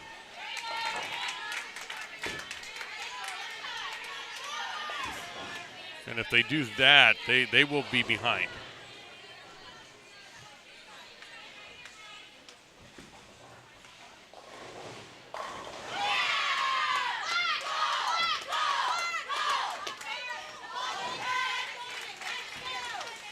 Three in a row for Vandy. That time Verano with a strike.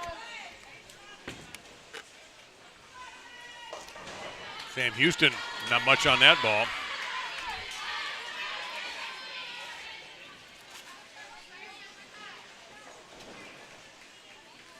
.135, yeah, she did strike.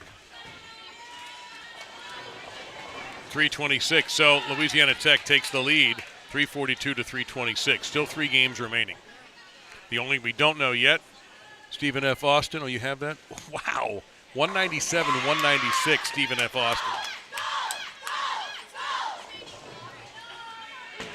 That's just a 10-pin difference between those two. And you see on the right part of your screen, Game 3 already well underway. Youngstown State in the red with the Y on the back of the jersey, and Valpo, pretty obvious who they are, with the university name on the back of theirs. Now Vanderbilt putting a hurting early on here on Sam Houston State with 4 straight strikes after an open frame from their leadoff bowler. Sam Houston State not getting strikes until now.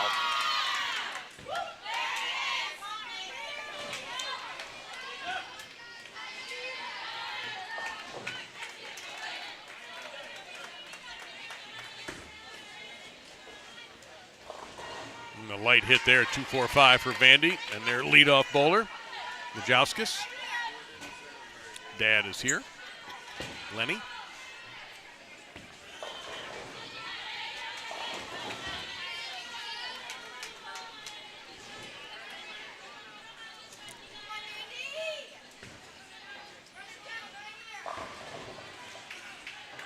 And now you're starting to see, thankfully for all of us,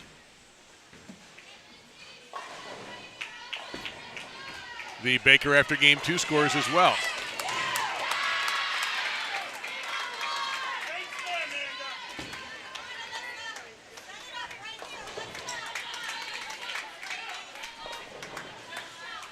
And the Baker after game 2 is indeed Louisiana Tech up by 16.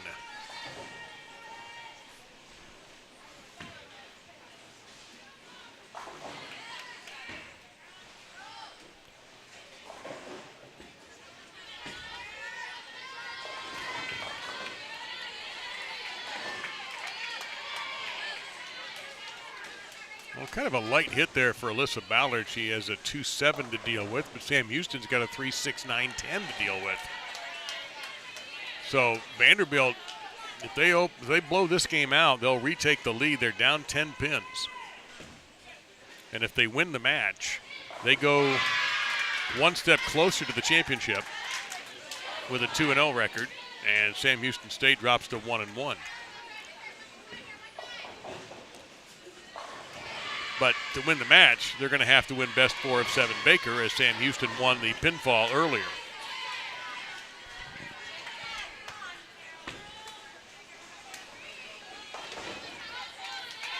So that is very much in play, is the possibility of that one going to a best 4 out of 7, Baker style.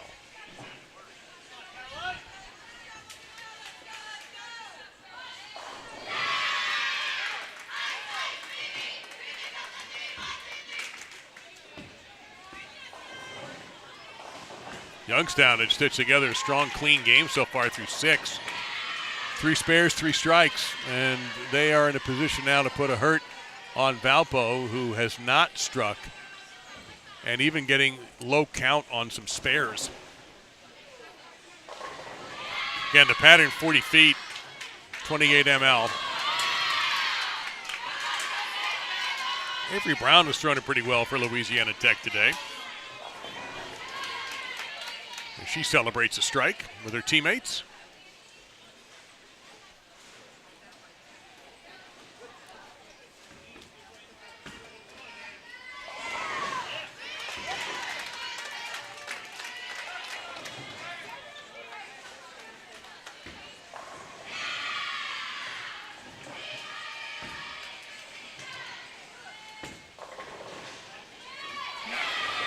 Yep, big strike for Louisiana Tech again, and they double.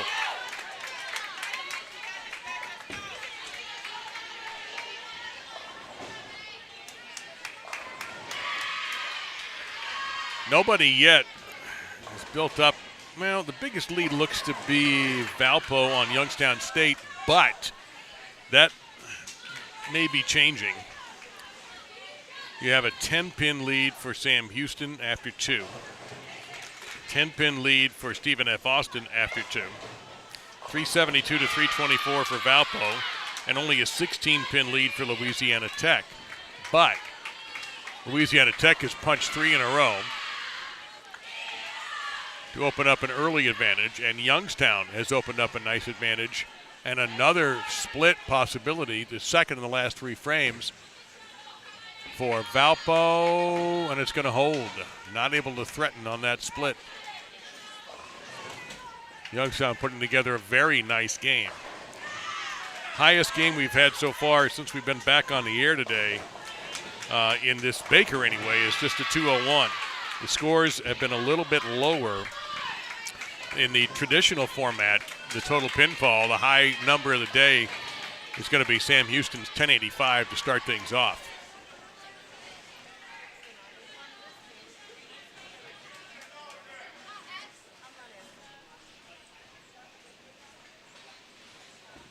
Now Youngstown with a split. With Valpo, no, I don't think that 3-pin's going anywhere. It's not. Double for Tulane. Fighting back, trying to keep their season going. Yeah, 6-7-10.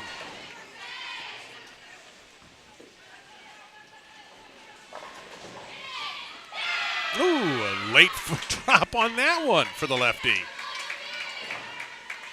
5 in a row for Louisiana Tech.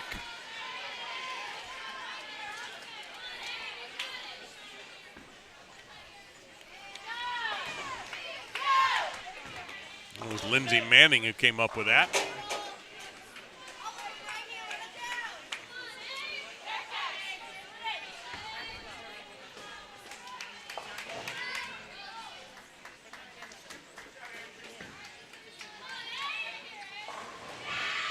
So 170 is the best that Valpo can do. Youngstown State's already passed it right there.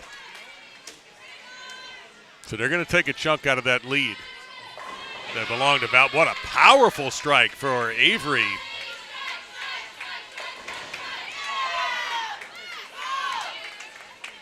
Avery Brown throwing the ball really well right now for the Lady Techsters. And a collapsible strike for Tulane.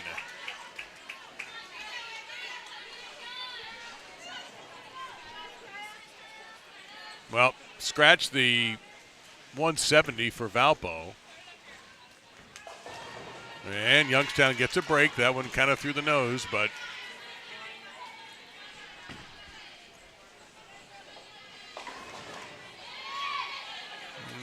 nope. Can't get every break.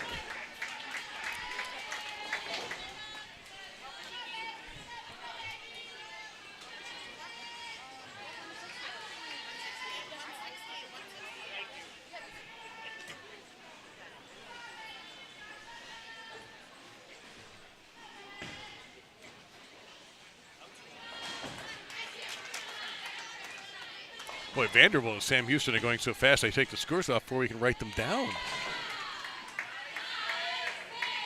So we'll get you an update on that one as fast as we can. Meantime, Youngstown has put up a very nice game. Chance to crack the 200 barrier. 159 is the very best that Valpo can do here, as opposed to a possible 203.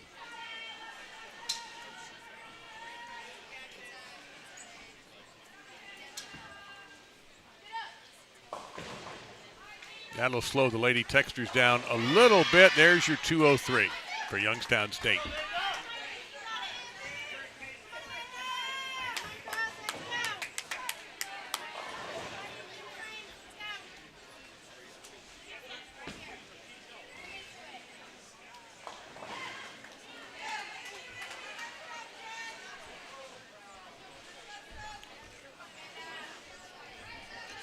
All right, make this, and it's a 149.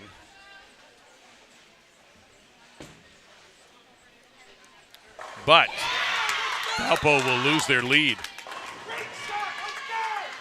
If this is made, they're going to lose their lead, make or miss, but 149, got it. Suddenly, Youngstown State went from down 48 to ahead by 6 with 2 games remaining.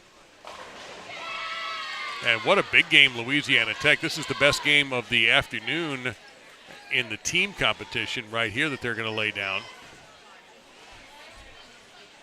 Possibly a 244.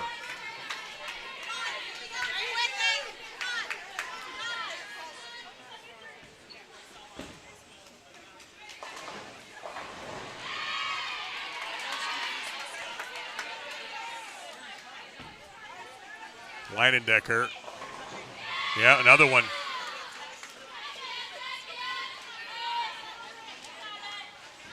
Wow, 244 is going to make a big difference in this match. It's going to put Tulane in a really uncomfortable position here.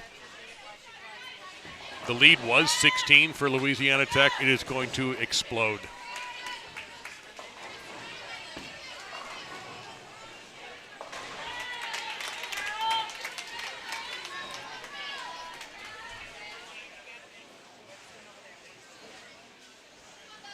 Well, a very quick word with Matt Nantes, the coach for Louisiana Tech. He goes, it got real ugly, so we just made ball changes and moved.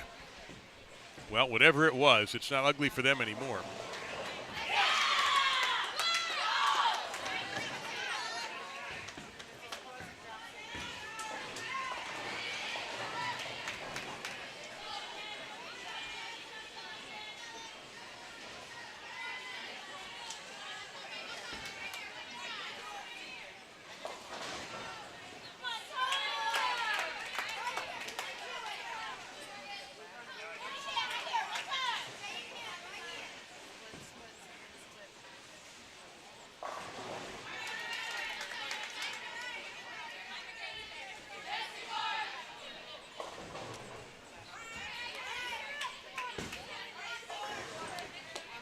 Pretty even in the early going in match number 4. Vanderbilt has taken a 521 to 508 lead.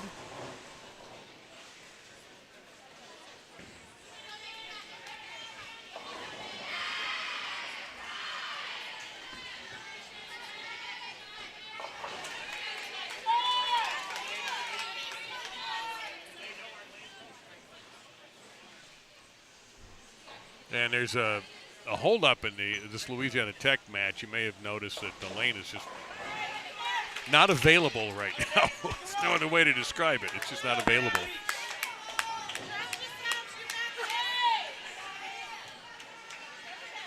All right, can Youngstown do something now? The higher seed, the number 4 seed against number 7 Valpo.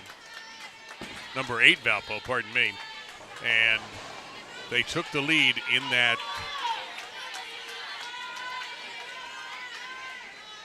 last game. It's actually through 3 games, not after game 2. The 527, 521 is through 3.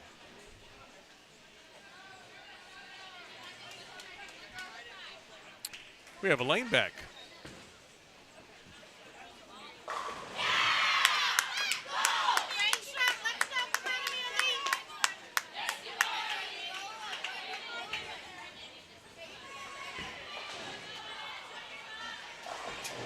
Oh, ringing 10 on the Valpo side. A horrific break, but certainly appeared to be a near perfect shot for Jen Pats. 244. Woo, Nelly.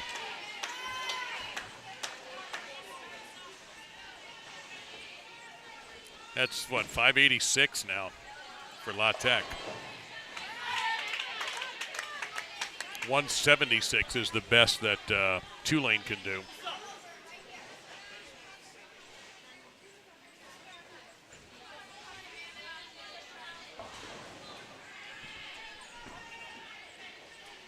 And Tulane's problem is they opened up 191 to take a 9-pin lead, but dropped to 135.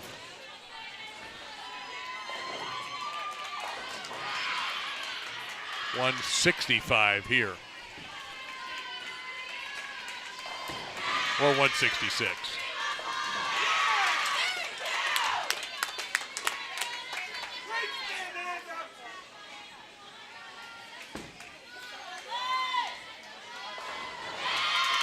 Sam Houston picks up a strike. A double, in fact.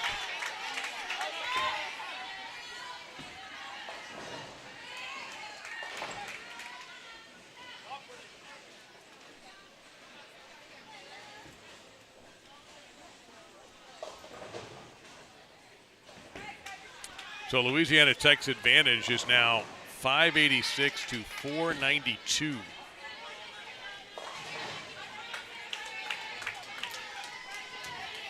You've got Youngstown State 527 to 521 over Valpo. You've got 521, 508 Vanderbilt over Sam Houston.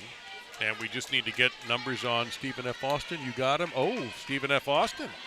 217 to 174 in Game 3. That's going to be a big jump for Stephen F. Austin in the lead department.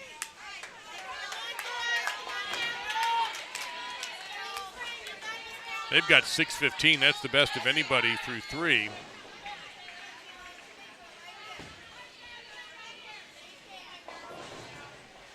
And what had been a close match, they now lead 615 to 562. And remember, Arkansas State won the pinfall. So we are leaning toward a 4 out of 7 tiebreaker, and the same with Vanderbilt and Sam Houston. Vandy survived an open frame, and they get a strike in the 8th.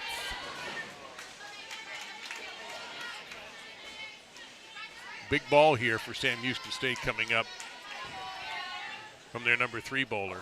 Meanwhile, off to our right, Valpo beginning to show some cracks.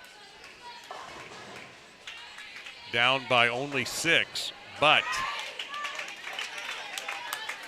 Youngstown State steadier. Tulane now in a position in game number 4. Not an enviable one.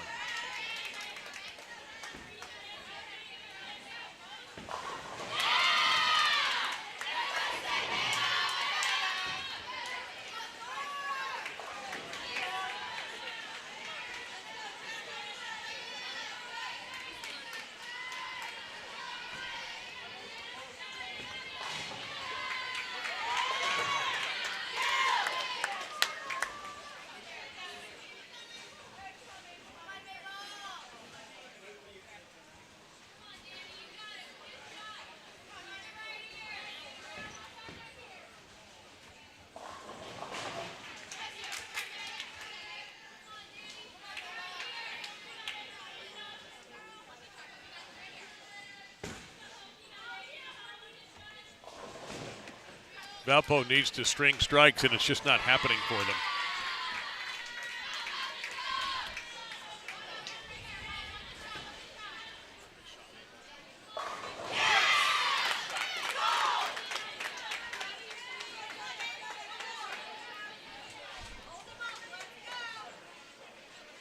.202 possible looking at Vanderbilt, Sam Houston State. But .224 possible for Sam Houston State if they go off the sheet, which they won't. A .28 left behind. I smell a 10th frame finish coming up there.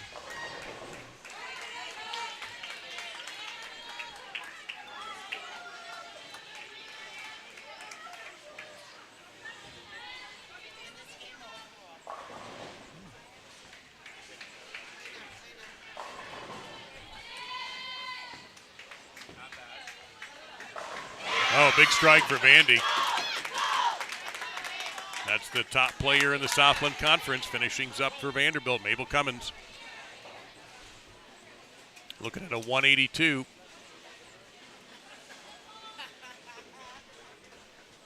It's going to come down to Sam Houston and Elisa Chambers.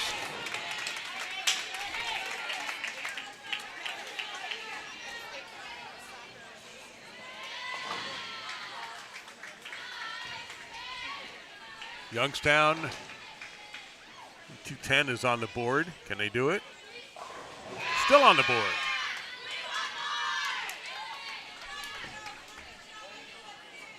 So it looks like Youngstown's going to take this game and fatten that 6-pin lead.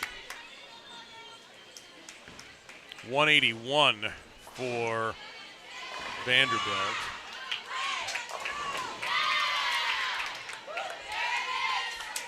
Gives them 742. Well, let me rephrase that. I can't read my own writing.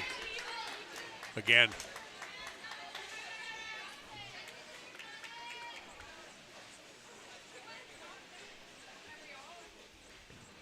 $702. That sounds better.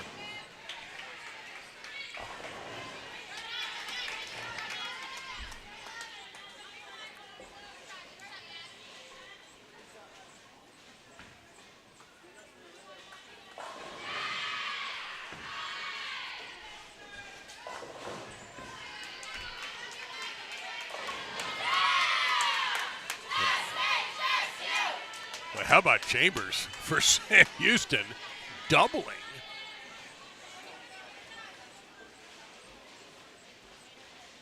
With a chance to get 204, and that I think would put them back in a 10-point lead with one game to go.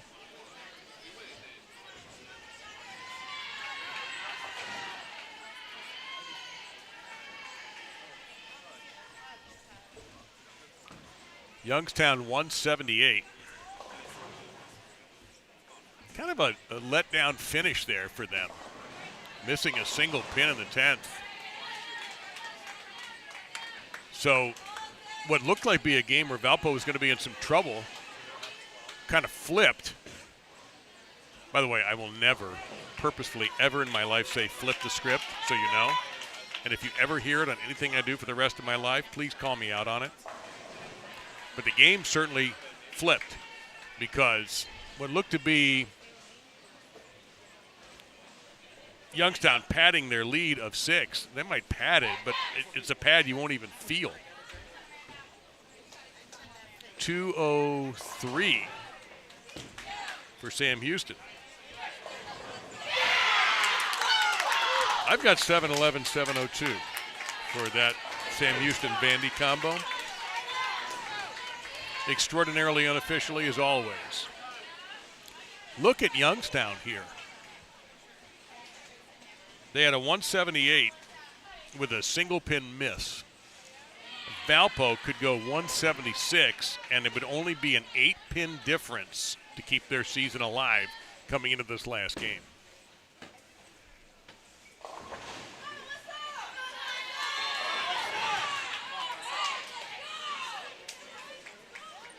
And Vanderbilt opens with a strike in Game 5. Sam Houston State does not. Vanderbilt opens with a double in Game 5, trailing by just 9. And Sam Houston State is faced with a 2-4, 5-7 to get things started.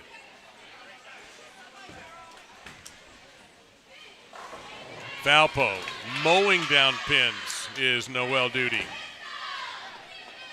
So Youngstown State may only pad their lead by a couple of pins. That's it.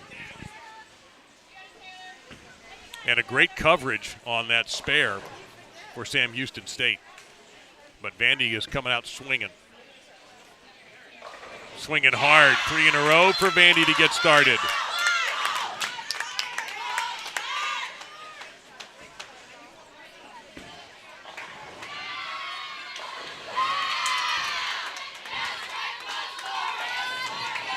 Very interesting. 172 for Tulane.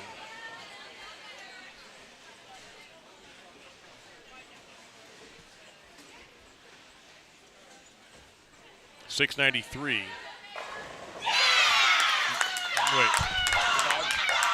For Valpo? Did I say Tulane? Yeah, you're right. For Valpo, thank you. $693 for Valpo.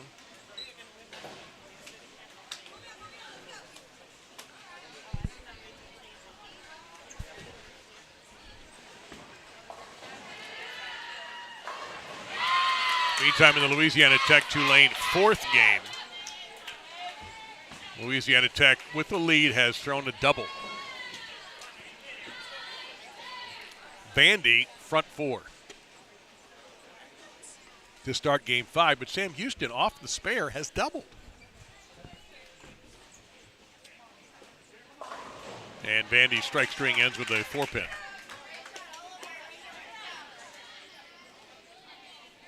Looking very good for Louisiana Tech to not only win this game, but build up enough of a lead where it would be just about impossible for Tulane to come back.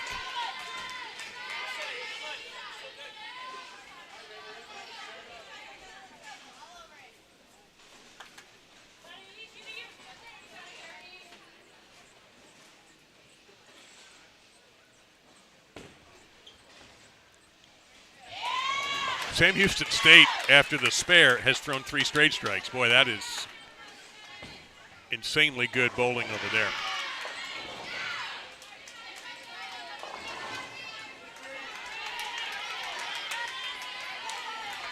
Valpo opens with a strike, and Youngstown has that mess to clean up. A 2-4-10, which we have seen made today.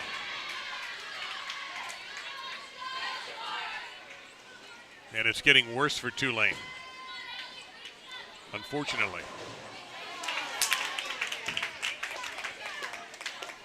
And the groans from the Vanderbilt folks that last ball didn't strike. I thought there was a 7-10 when I looked over there. It was just a single pin. High standards with the Vandy crowd.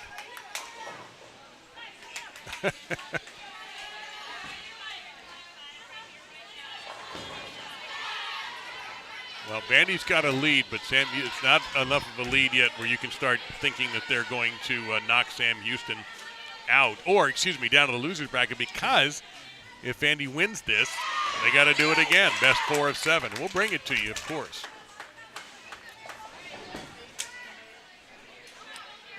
Not surprisingly, the most suspenseful matches is this one, and it was a little bit suspenseful with Stephen F. Austin and Arkansas State, but they've opened up, has Stephen F. Austin, a 6-15 to 562 lead through 3 games. And that match, game 4, was quiet in general over there, which is unusual because both teams are kind of rowdy.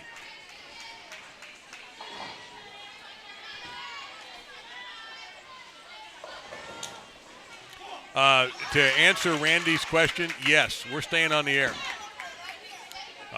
We'll stay till the last ball is thrown. Now, once that happens, we'll probably get off the air fairly quickly. But, yeah, we're going to stick around.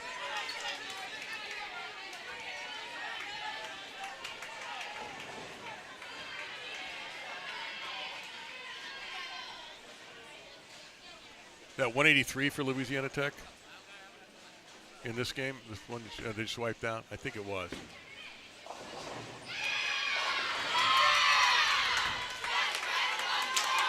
Well, the one thing Sam Houston State needs more than anything else is a lot of strikes, and they just got one. Vandy has a single pin. No trouble for Ballard.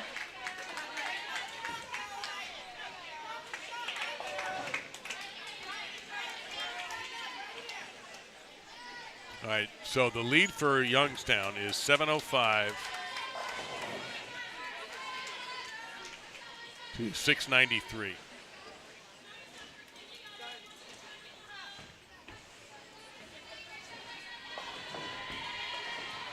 Valpo's got to be kicking themselves because they had a chance to fatten that lead and really make it tough for Valpo, and they couldn't do it, missing a single pin in the 10th.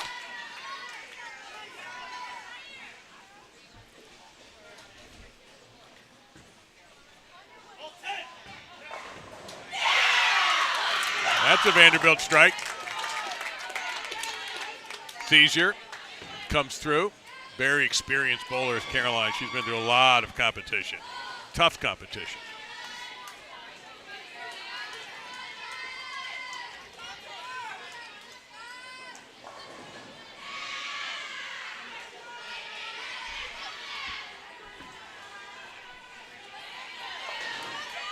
What do you have on Stephen F. Austin and Arkansas State? 186 to 169. So that's looking much more positive for Stephen F. Austin. 169, so that's 17 more to the good.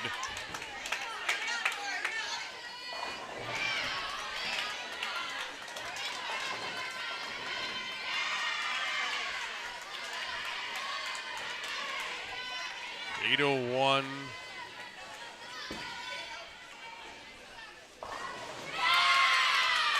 Five, six. That's a 70 pin advantage. That's almost it's going to be hard to overcome. If that's right, then it's looking very much like we'll have a bonus battle between Stephen F. Austin and Arkansas State.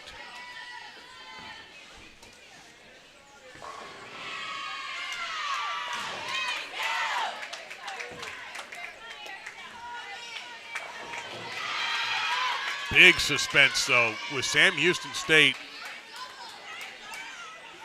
A 9-pin advantage. Vanderbilt off a strike. Sam Houston State leaves behind a single pin to start the 10th frame.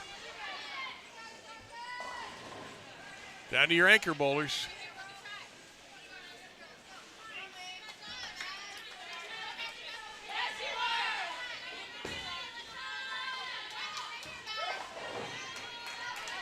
Andy gets a strike. They really needed it.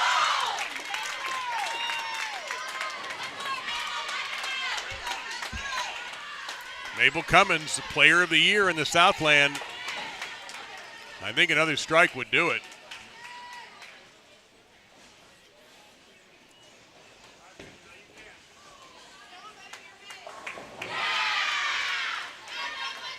Sam Houston made the spare. This is a chance at 217. Well, that looks really good here for Vandy.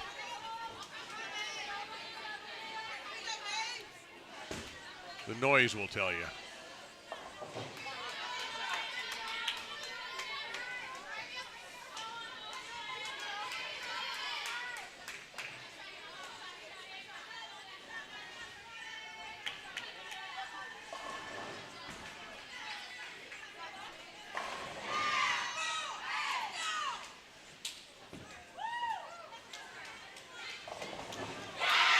Youngstown gets a strike, ahead by 12 and trailing Valpo here.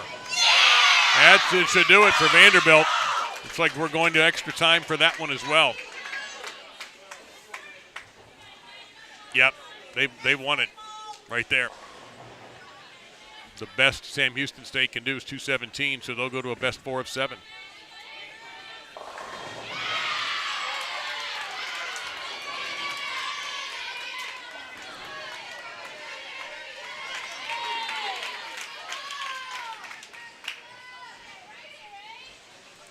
Louisiana Tech with a gigantic lead, 769 to 640. Tulane had a strike in the first, but it looks like they're going to be the first team eliminated. Louisiana Tech will move on. Much like in real life, in basketball, my bracket is a mess here with all the numbers written all over it. And I don't know if Arkansas State has what it's going to take score-wise to overcome the deficit of 70 against Stephen F. Austin.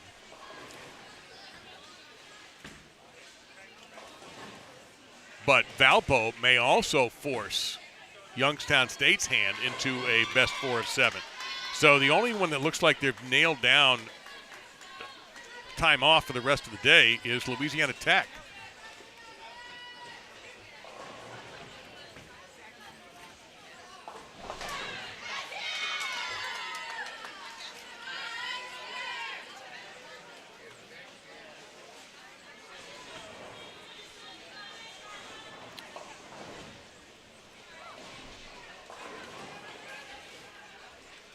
So we already know we're going to give you at least one bonus match.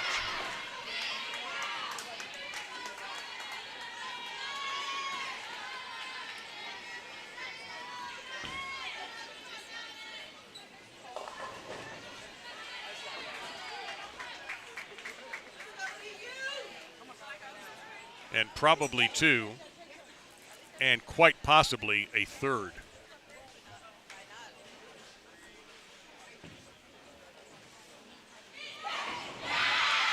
Well, Youngstown trying to prevent that.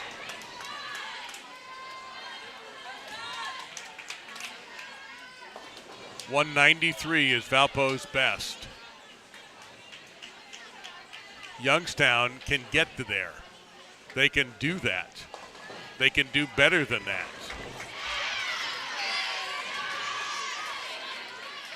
Valpo gets another strike, putting the heat on Youngstown. Remember, Youngstown has 12 pins in their bank. They might need them.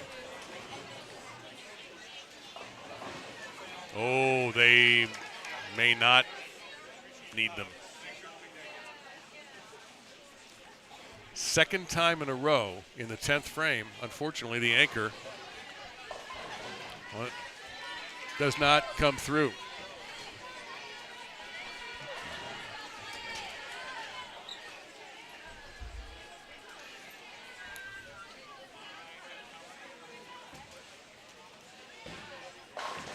There's a flush for, boy, Avery Brown has just been terrific, and also joined by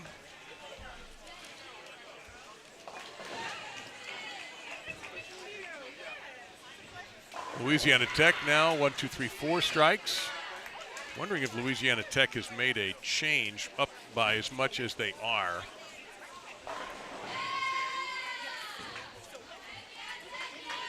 But Brown in the number 2 position has been fantastic.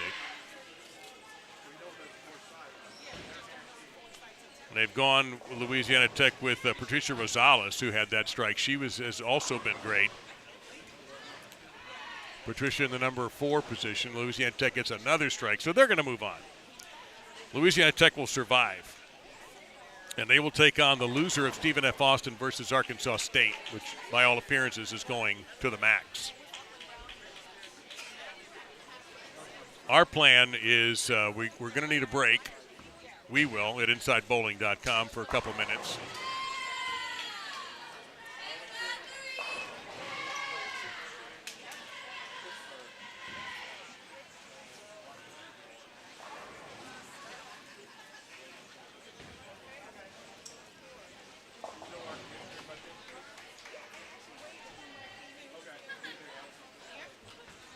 And Valpo has split also with Youngstown State.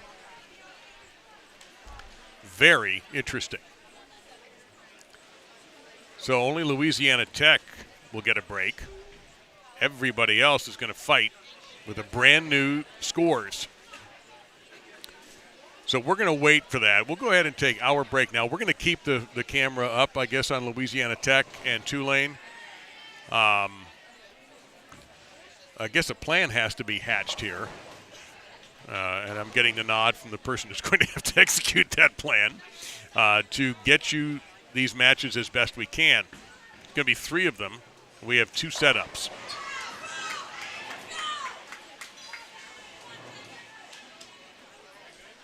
So the upcoming best of 7 Baker matches will be Vanderbilt versus Sam Houston State, Valparaiso versus Youngstown State, and Stephen F. Austin and Arkansas State. All of that is coming up very shortly. The live coverage of the 2023 Southland Bowling League Championships continues at InsideBowling.com.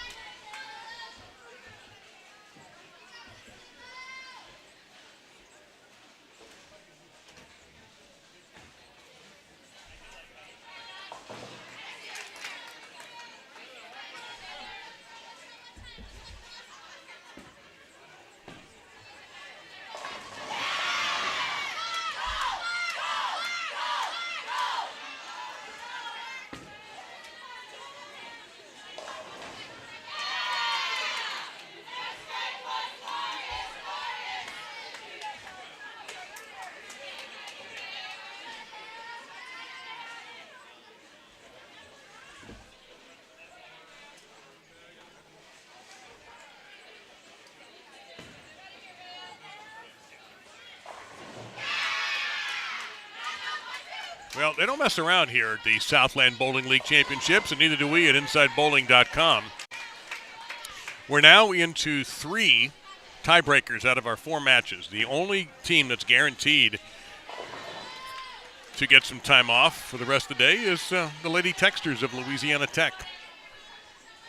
They defeated Tulane and eliminated the Green Wave from the event.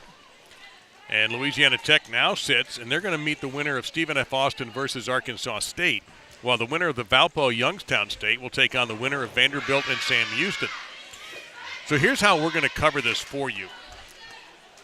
On the big screen, on the main camera right here, now where you have Valpo, who came from behind after getting beat badly in the traditional, came back and held off Youngstown State. Youngstown State off to a fast start in this game, however. And we're going to show you this as our primary camera. Our other camera has been tilted but not moved to show you from time to time the score of Stephen F. Austin and Arkansas State. Sam Houston State and Vandy, I can cover with the scores for you and the action, because if we can see it, we just don't have a camera on it. So if that makes any sense to you, good. If it doesn't, that's all I got.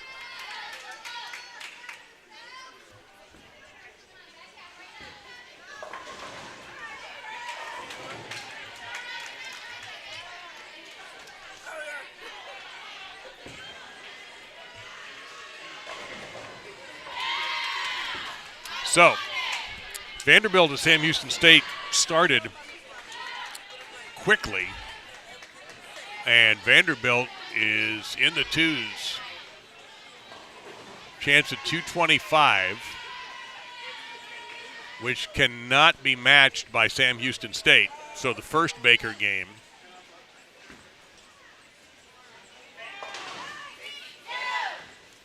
will be taken by Vandy.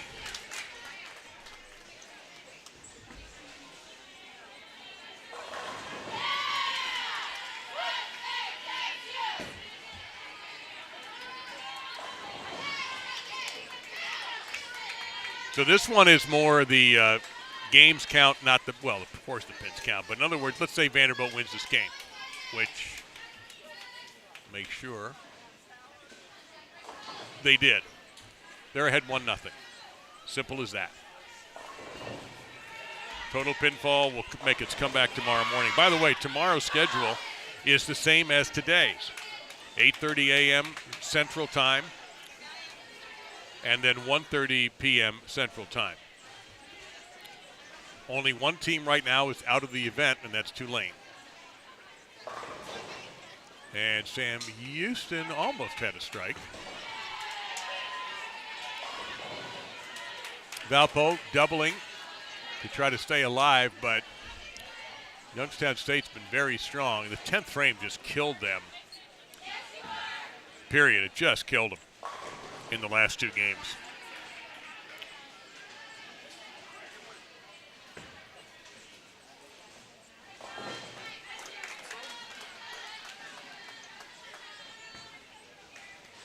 So what's going to happen, by the way, on that Stephen F. Austin Arkansas State thing is from time to time we'll just go to a tilted shot. We can get you a score probably and keep you posted on that as best we can. They are on a pair that we just can't access very easily. So Vandy grabbed game 1.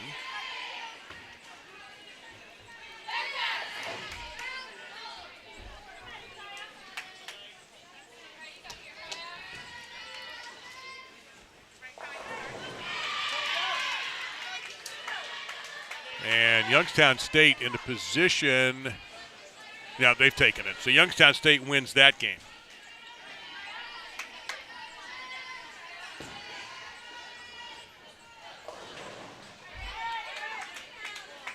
And you know what? Now might be a good time to tilt, if you don't mind. Oh, we got the dreaded green. Well, they've already bowled one game. Yeah, I see the issue there now, is we've got the Tulane Louisiana Tech score. Well, there we go. Have they already gone through a game? Yeah, we can't see that score to save our lives. We can see the action. Arkansas State's in that gray outfit there.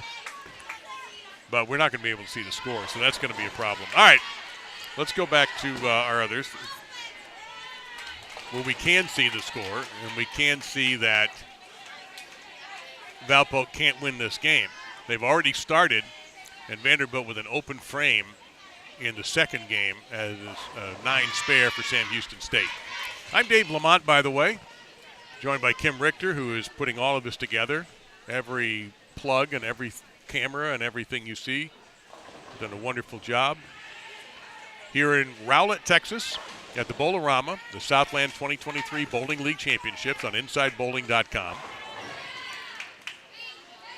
You got the stepladder final on the PBA Tour tonight from Kokomo, Indiana, and I don't want to give you any major heart attacks, but EJ Tackett's on the show. I know. Hasn't happened in a while. How many days? He's in there. Becky Hanrahan, Graham Fa, and I'm blanking on the fourth name. Oh, Matt Ogle. Sorry, Matt. They're the four. And that'll be a Bowl TV program tonight. That's a messenger. I've seen so many messengers dive in front of a 10-pin here at Bowlarama.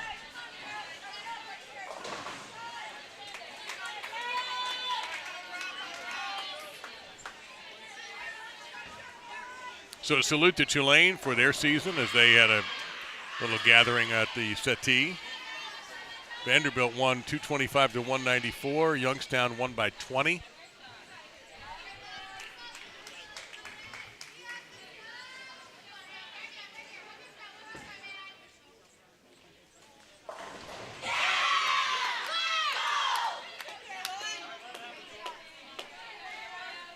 And you can actually see for the first time off to your left, the pins anyway, in the Vanderbilt-Sam Houston State match. Sam Houston State followed up the spare with an open frame in the second. And then it's been spare strike for Vandy after that.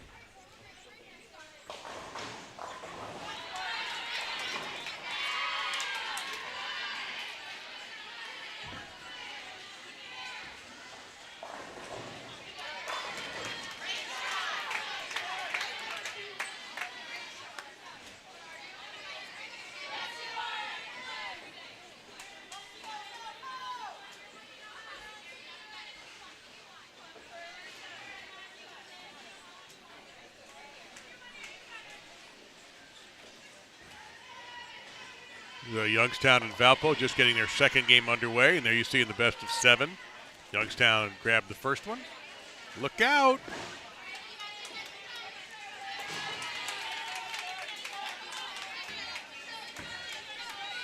Vandy with a 10-pin to shoot on the left lane. And Sam Houston has a rack coming up on 16. You can see the 10-pin covered. So what you'll be able to see, it'd be their number 4 bowler. You'll be able to see the result of the shot on the left-hand side of your screen, of your device. And that's a 10-pin. Youngstown, a mixer. We have not received anybody giving us any lineup changes yet. Nobody's come over to tell us that they've made any kind of adjustments to their orders. Wasn't a lot of time to do a lot of thinking about that either. Maybe 5 minutes at most in some instances. Obviously, the athletes, you don't want them to get cold. There's no need to have practice. You're not stripping the lanes. So we're just going at it.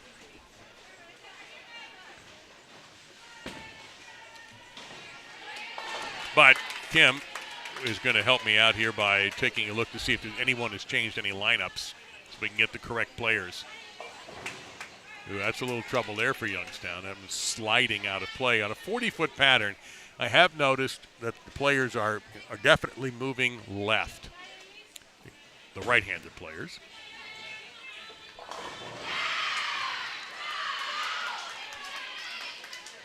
It's getting noisy down there with Stephen F. Austin and Arkansas State.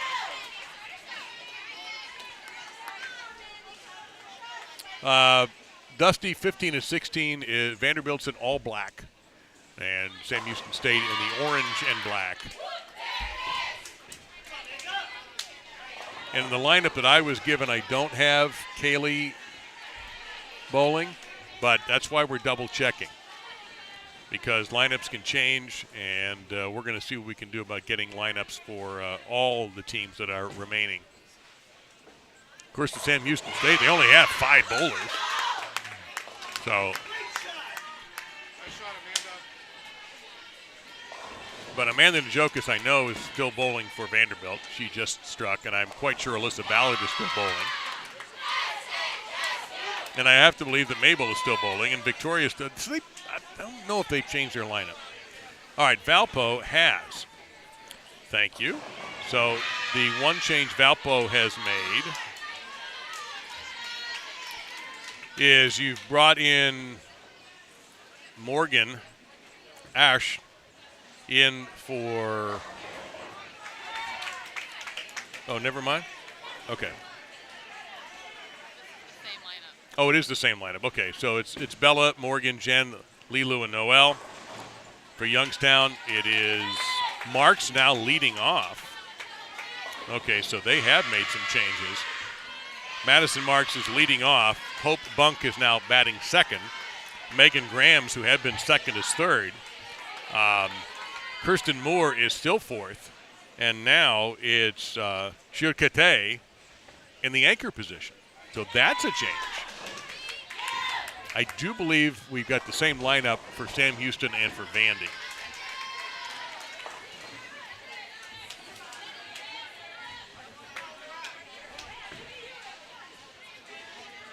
Look out through the nose. And a break there for the left-hander for Valpo.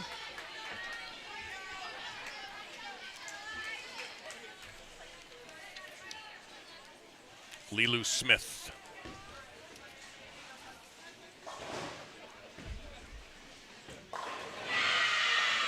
All right, the impossible dream, you can't make it, so you just take the 2.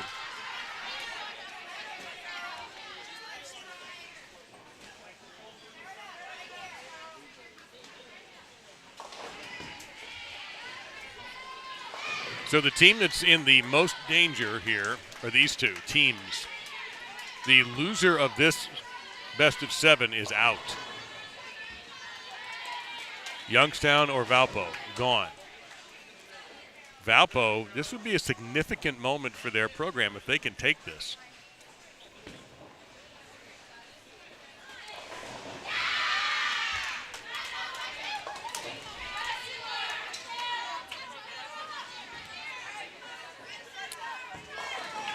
An open frame for Vanderbilt puts them at 133 through 8. And a single pin spare opportunity coming up for Sam Houston, who opened in the 7th. So you'll be able to watch, see if that single pin is converted. We've had a very high percentage of single pin conversions today. And put one more on the board.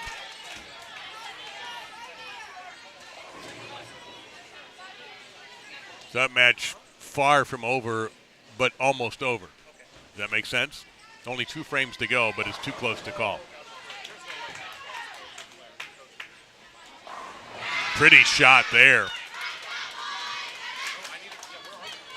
In the 7th frame.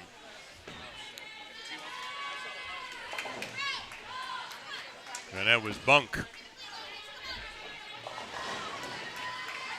So a double for Youngstown.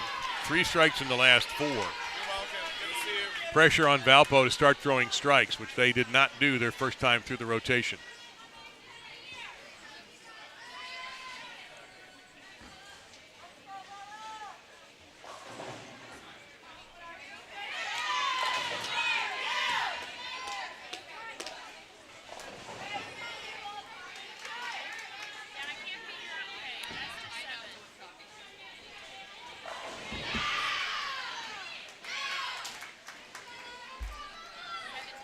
That's a troubling-looking shot to have to make under pressure, and it's covered with ease for Sam Houston State, and a big one.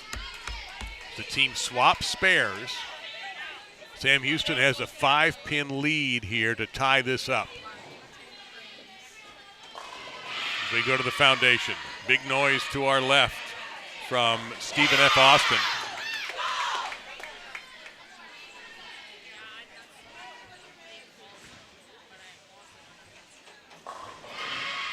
Stephen F. Austin trying to go up 2-0. They beat Arkansas State in the first one, 223 to 204.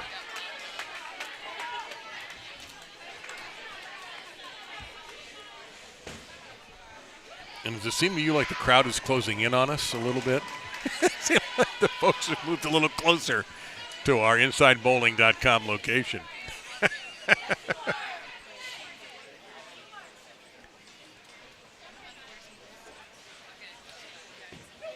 Ooh, Vanderbilt getting a strike. Single pin spare for Sam Houston State coming up. But first, Vandy. Oh, no! A stone. 8-pin. Oh, brother.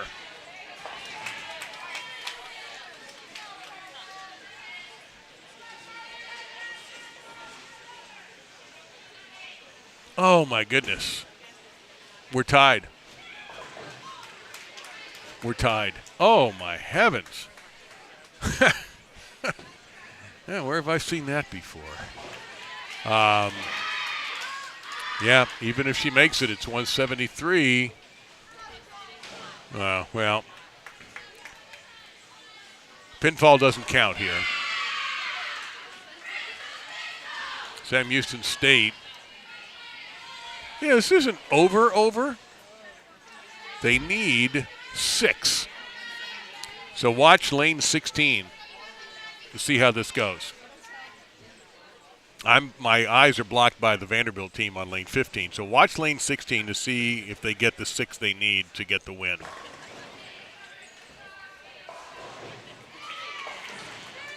Oh my God, they barely did. Are you kidding me? Okay, it's 1-1.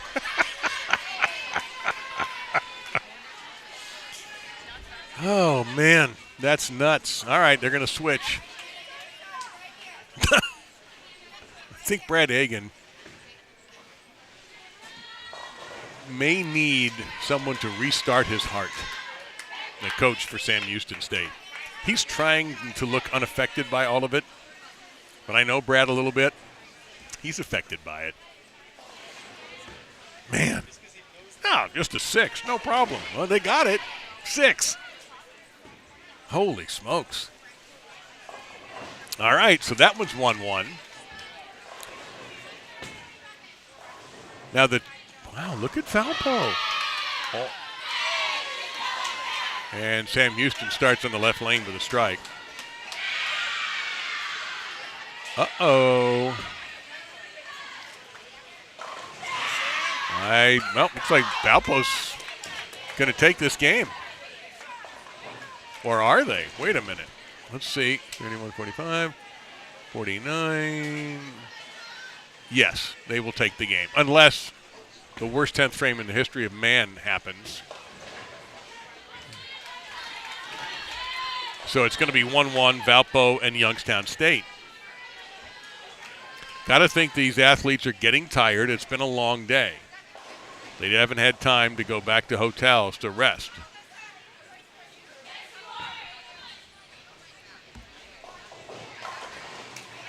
Boy, some of these anchor bowlers are taking the we don't have to throw a great shot at the end a little too seriously. But a win's a win. So Valpo has tied things with Youngstown State.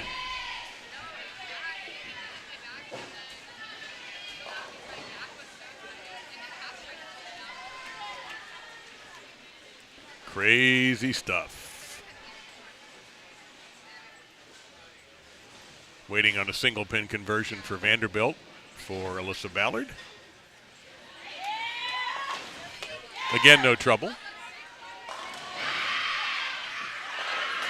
And who is that making all that noise? That would be Arkansas State on the right lane. We're waiting to get the results in their second game. In this best of 7. 3. Oh my God, she made that. 3, 4, 6, 7, 10. So a nice way to finish that game off. Sam Houston State leaves a single pin on the left-hand lane. So if you're wondering, you're now going to see on your left, that left lane that's just getting attended to right now belongs to Sam Houston State, and Vanderbilt will be on the right lane, right here, with a perfect shot. Absolute perfection from Caroline. That's the thing with Vandy. Their players are so tested against great competition, individually, not just as a team, but individual competition as well.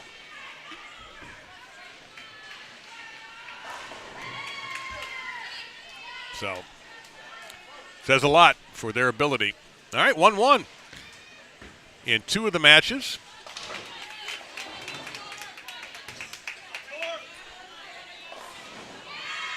Ooh, that's an ugly strike, but it's a strike for Arkansas State. That one was lumberjacked right down the center.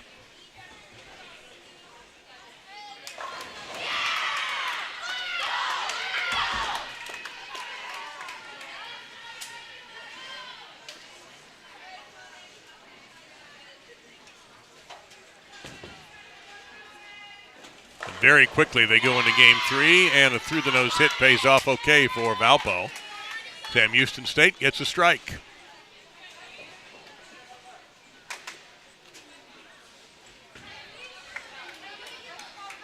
Arkansas State just powered 10 right into the pit.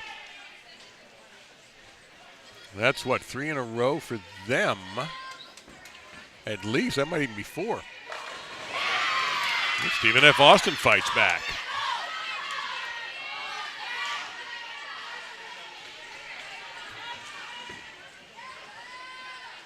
Vandy's rocking a triple. Sam Houston, a double. Through 5. Strong games for both sides. Now, the loser of this game is not eliminated. So Sam Houston State or Vanderbilt loses, or when one of them does, they're still around. They'll just slide down into the loser's bracket. Same thing with Arkansas State and Stephen F. Austin. The teams that you're looking at are the 2 teams trying to stay. The loser of this one is out. Ringing 10 for Sam Houston in the 6th frame.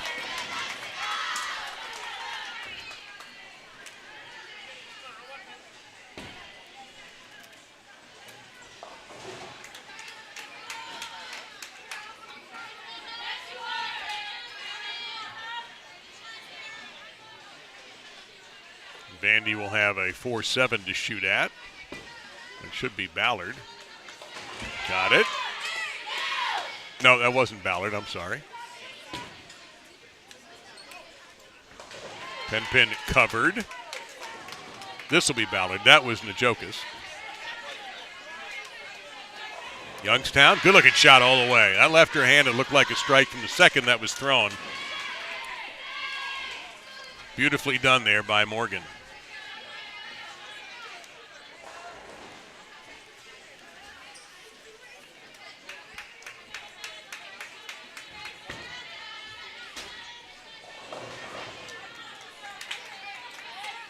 Youngstown threw that strike.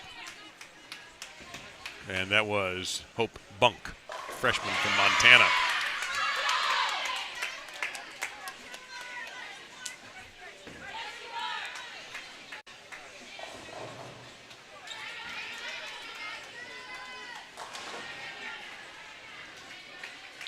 Trouble for Sam Houston State here with a 4-6-7. They'll take the punishment, take 2.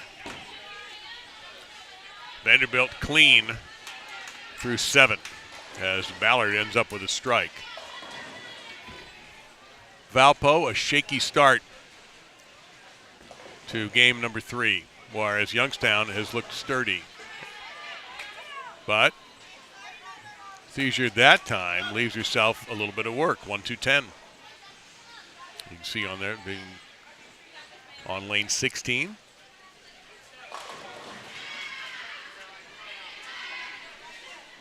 She can make this, though.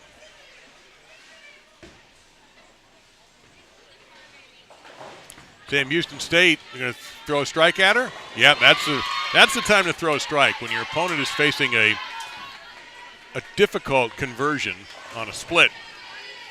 Let them know that you really do need to make this.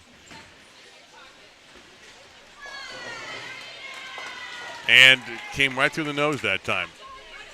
So, did not happen.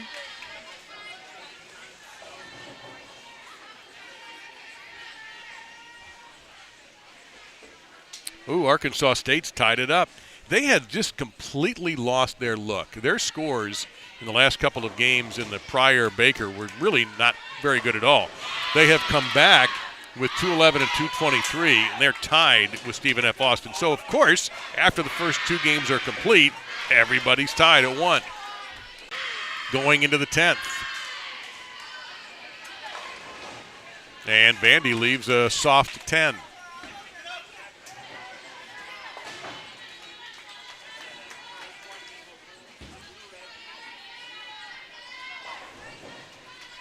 You've got bowlers who aren't participating running down to the paddock to get equipment. Oh, and the strike run ends for Sam Houston State in devastating fashion, a 6-7-10.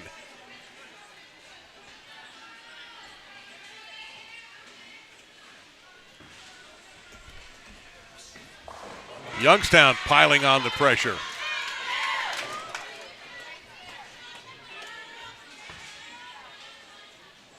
And that's in the 10th frame, too, for Sam Houston State. That's probably going to cost them the game.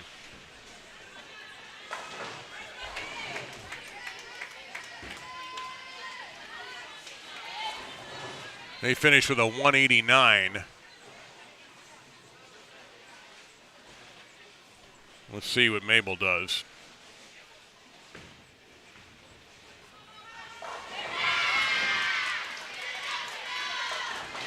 All right, that should do it.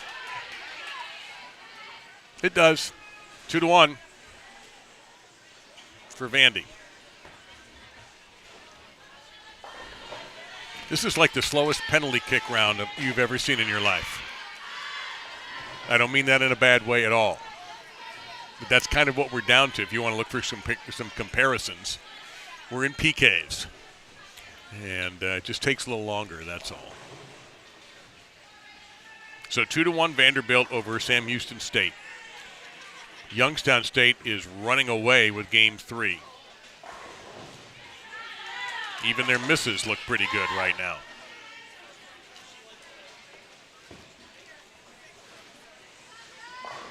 Valpo crosses for Brooklyn.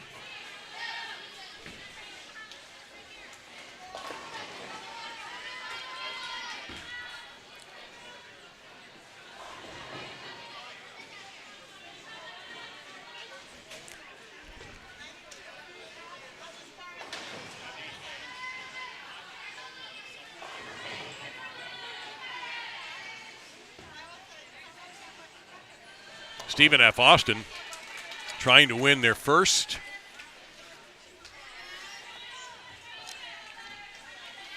national title. They're trying to win their first conference championship in program history. Amber and Steve Lemke, the coaches. Amber, her 12th season, Stephen F. Austin. They are national champions, but not conference champions, which I find hilarious. But yeah, in 18-19, they won the national championship, and they were the runners-up just last year.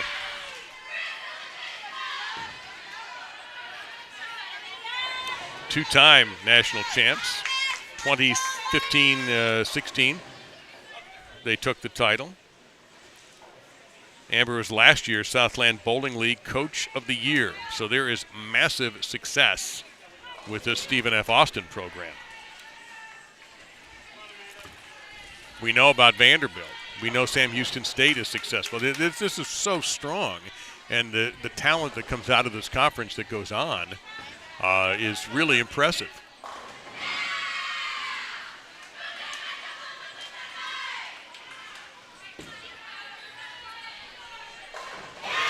And Vandy back on the left lane, punches through a strike.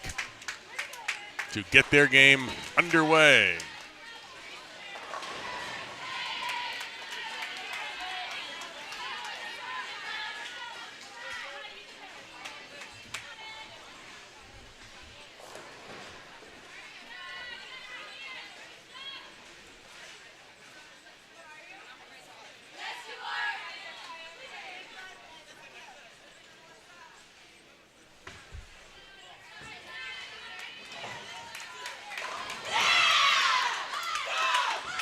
Well, Ballard puts an X on the board. That's a double for Vandy to start game number 4, leading Sam Houston State 2-1.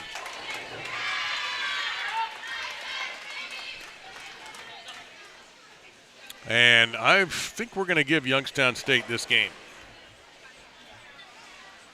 So they go up 2-1. And you can see how this has gone, by the way. Lovely scroll on your screen, and it's available all over the house as well. How the traditional, then the Baker after 5 games.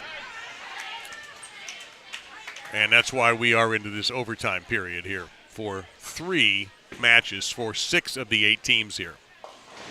Only Tulane has been officially eliminated. Louisiana Tech took them out in 2.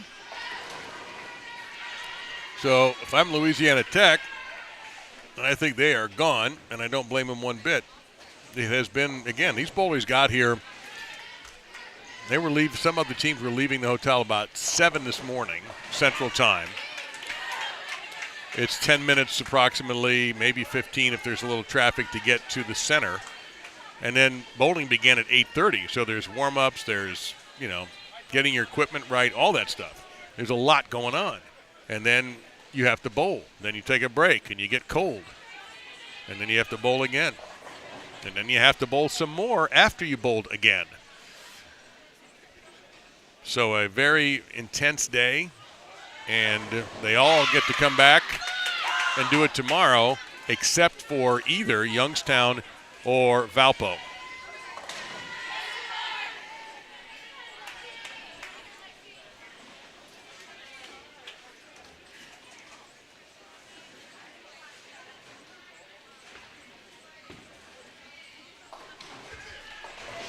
Mistake early for late for Valpo. At that point, it doesn't make any difference. Youngstown goes up 2-1.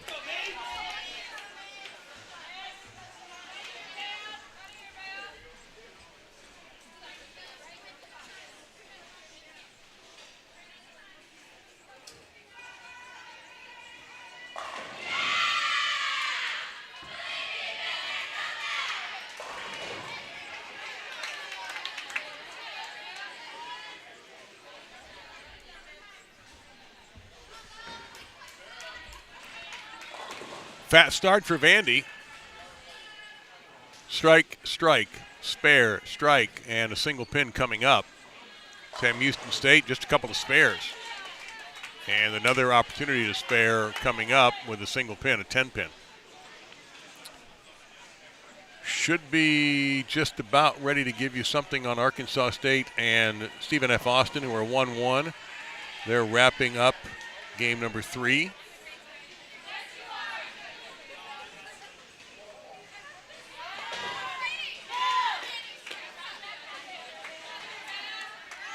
Spare for Vandy by Mabel Cummins.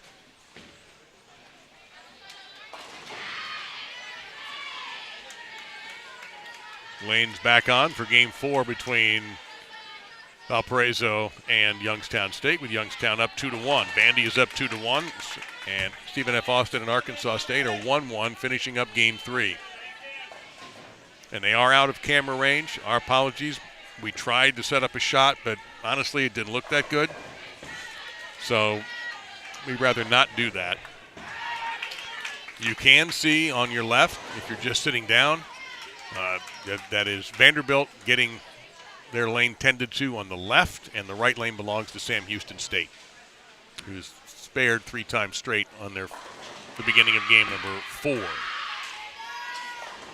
And they're going to have to make it 4 spares in a row. That's a single pin. Spare shooting contest in the opening frame of Game 4 between Youngstown State in the red and Valpo in the multicolored jerseys.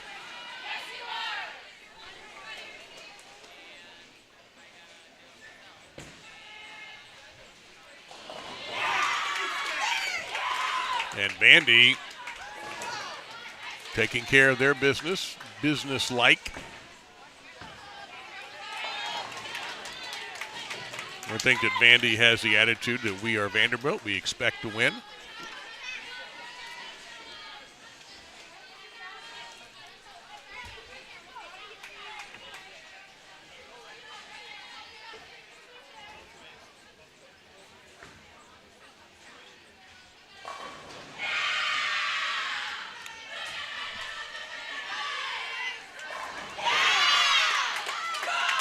Lots of yeah and happiness. Ballard strikes again, so in this game, she strikes in her 2 appearances.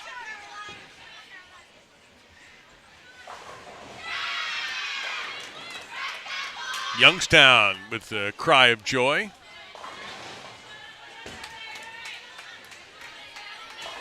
And Valpo broke up disaster there. It looked like it was going to be a 4-6, and instead it's just the 6. And if you're just going by noise, it's very difficult to tell. Stephen F. Austin looks like they're working a double in the 10th, but Arkansas State score is so dark that I just can't see it. So we're just going to have to wait till somebody brings over that final score to us.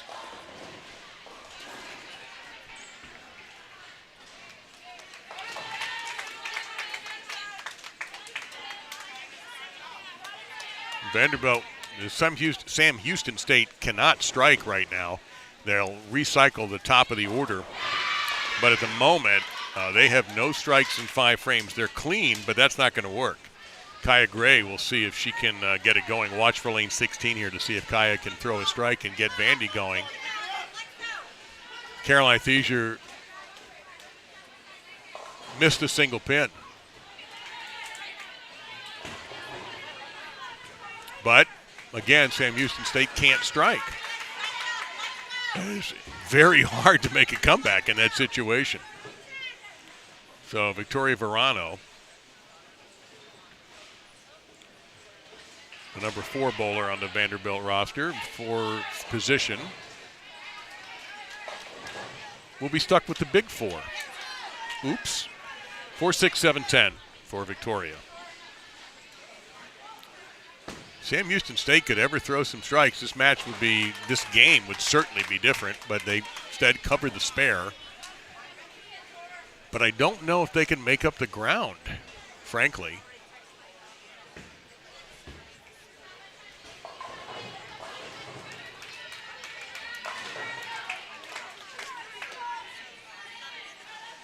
Yeah, they could, but they have to strike out. Because it's back-to-back opens for Vandy, and their best score now is going to be 191.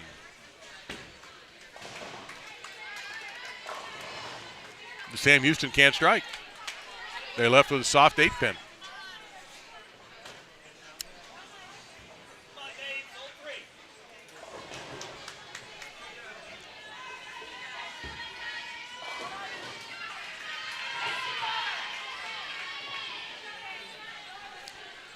If they strike out or even get hot, they could steal this one. But we'll see what Mabel Cummings does. The 191 is the best that Vandy can post. Meantime, on your screen, you see that Youngstown State has a little crisis in the 4th frame, but Valpo also kind of stuck on the treadmill right now, unable to get strikes. And a beautiful strike to finish off for Youngstown State. And Cote. Now we're going by the lineups that were given to us last game. Now there's a strike for Valpo that they really needed. Let's see what Mabel can do here, because after what looked to be an easy Vanderbilt win in this 4th game, and they're leading 2-1.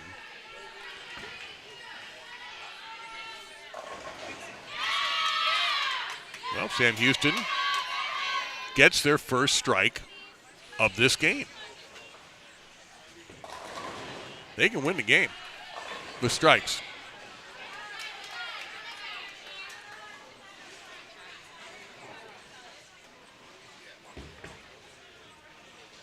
And they will bowl first.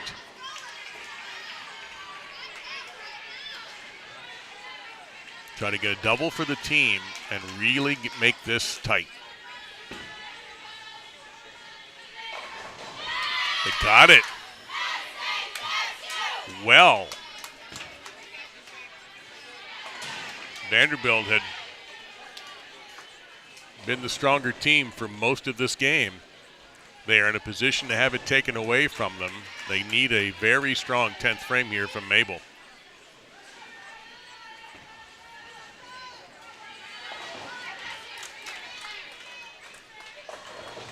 And they get a split, and I think Sam Houston State, unless they split, is going to steal it and tie it up. The split is a 4-6-7.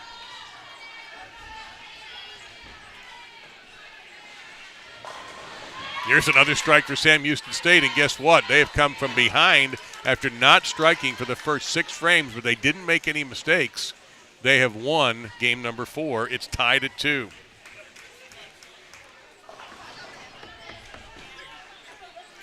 Valpo down a dozen and a big hit there in the 7th frame. That's Bunk, who struck her 2 frames. Yep, what a, boy, Vanderbilt was looking great, and they finish open to lose game number 4.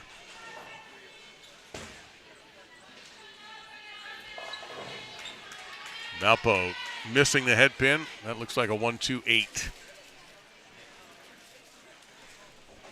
Any news on game 3?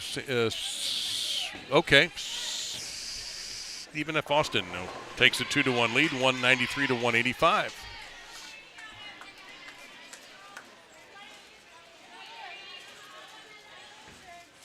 And we now look at lanes 7 and 8, and it's not the logo that's hard to read, it's the screen. The left screen is, unfortunately, just not readable from where we're sitting. So we're just going to have to, we're going to be a touch behind on that match. And I know some of you really care about that match a great deal. So we're going to do the best we can. I can tell you that Arkansas State just threw a strike in the 8th. Sam Houston State's going to go out in style in this game with a chance at a 222.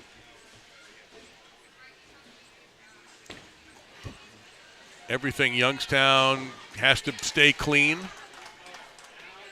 They have so far, with one exception in the 4th, but they need to stay clean now.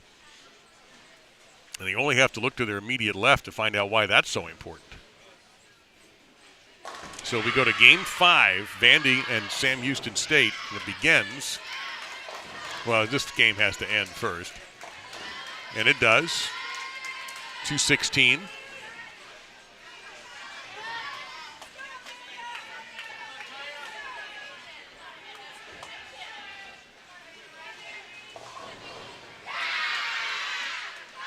So they'll swap sides.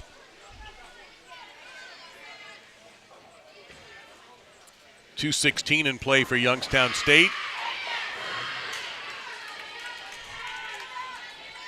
.201 is going to be the best that Valpo can do if they convert this shot and go off the sheet.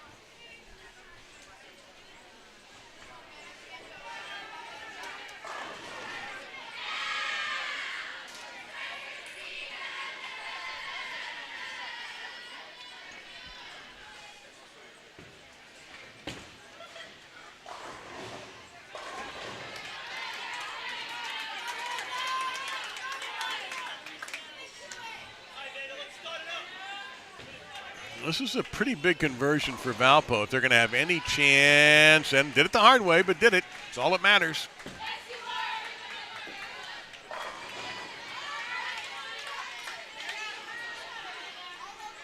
So Lilu comes through.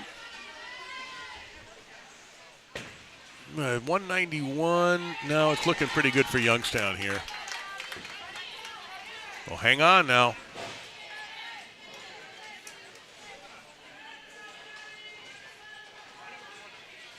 184. They can steal this. Valpo can steal this game, and they don't. They needed strikes. They didn't get it. So it's going to be 3-1 Youngstown State. Valpo is one more lost game away from being sent home.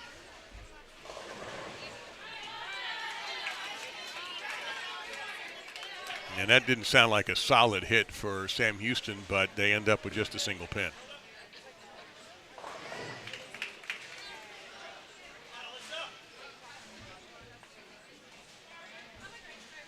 So 10th frame troubles for Youngstown State are continuing, but they're getting away with it. That's a Vanderbilt strike for Ballard.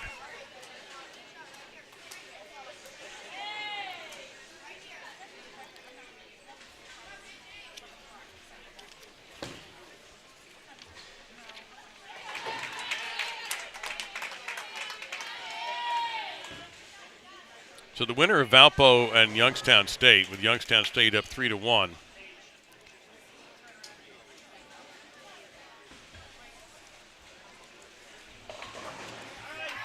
Most importantly, the winner gets the bowl tomorrow.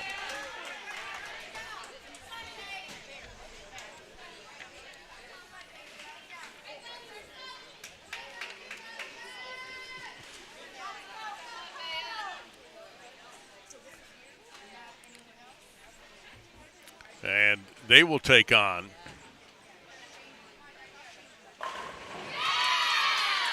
the loser of Vanderbilt and Sam Houston, while Louisiana Tech, who is just sitting around, relaxing, I hope, will take on the loser of the Stephen F. Austin-Arkansas State match. That's how it's going to shake down. In the meantime, the winners of Vanderbilt, Sam Houston, and Stephen F. Austin, Arkansas State will take on each other.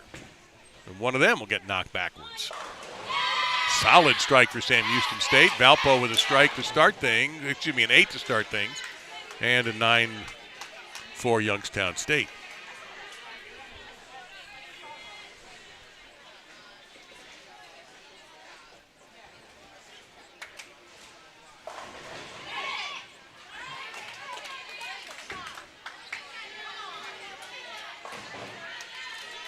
So if you are side viewing, as we are sometimes, Sam Houston and Vanderbilt, this is a Sam Houston strike attempt right there, which they don't get. They left a pin.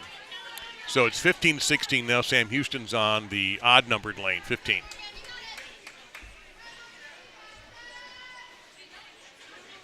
And it's way too early for either team to have any kind of significant advantage to worry about that yet. But that's a big one, because the winner of that game is going to be up 3-2.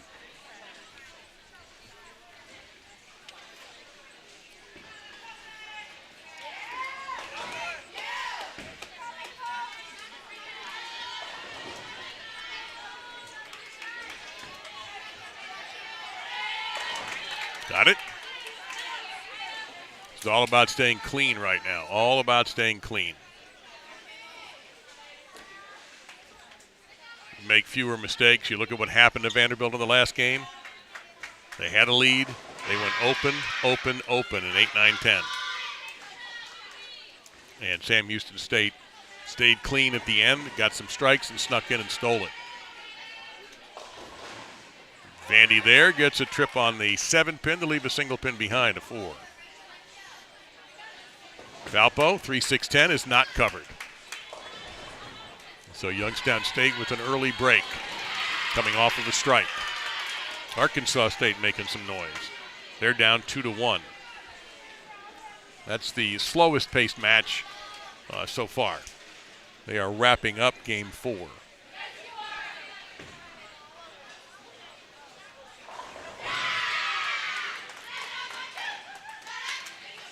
Vanderbilt with a single pin on lane 16. It is converted handily.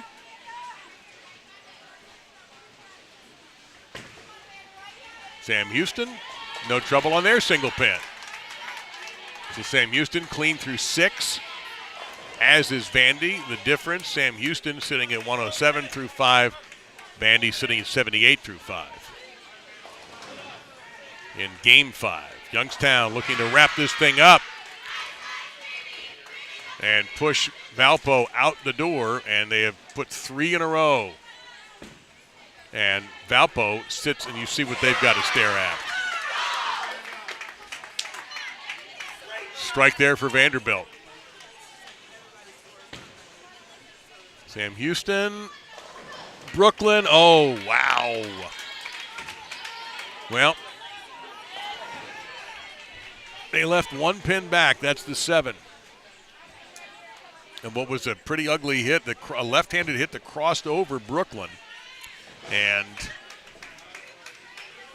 there was a lot on the deck, and slowly but surely pins were eliminated until the 7 remained. Valpo in big trouble to stay alive on 19 and 20. Vanderbilt does not get a strike from Ballard that time. She's left a 2-5 on the deck.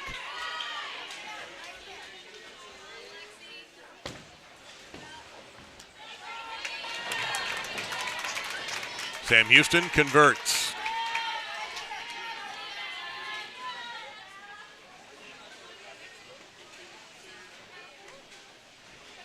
You'll be able to see the spare attempt on lane 16 here in a moment. Meantime, Youngstown gets slapped with a big 4. And smartly, the conservative and intelligent way to play it in this position. Ballard will convert the spare. And Valpo shaves that one down into the gutter. Get the spare there.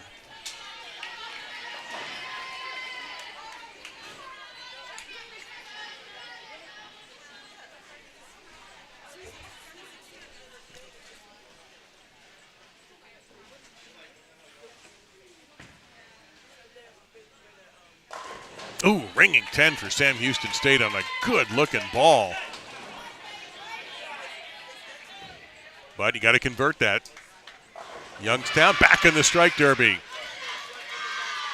Exactly what they needed. Valpo, are they running out of steam there? And oh my, Vanderbilt, 4, 6, 7.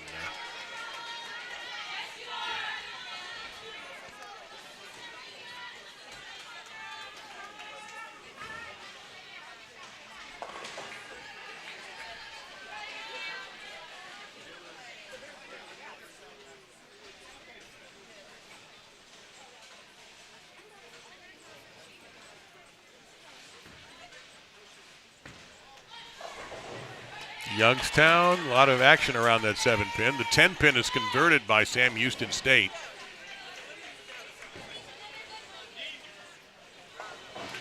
They are 145 with a spare up through 8. Vanderbilt picked up 1 of the 3 on the deck.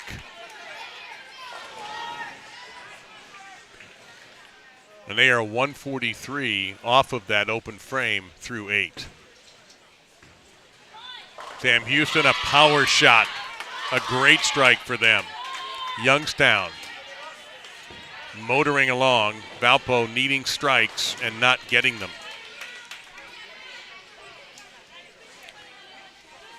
Sam Houston now 165 strike up going into the 10th. And Vandy with a strange leave. 1-2-4-6, is that right? Or 1-2-4-10? Depth perception, a little bit of an issue here. That's 1-2-4. 1-2-8-10. Oh my gosh. And Sam Houston had a 1-2-4-10, and the 10 got tapped out in the 10th frame. Now the 1-2-8-10 introduces the 1 into it, and it's covered. Victoria Verano covers the 1-2-8-10. Absolutely beautiful. They are 143 spare up going into the 10th. Sam Houston, 1-2-4. Could go 205. I'm not sure Vandy can take this game. Well, if she doesn't make this, they can. And she doesn't. It's missed. The head pin was missed. 193.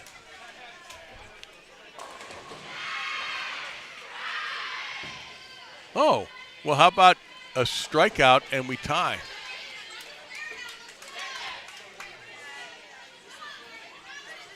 A strikeout to tie is the way I interpret this 10th. And there's one strike right there.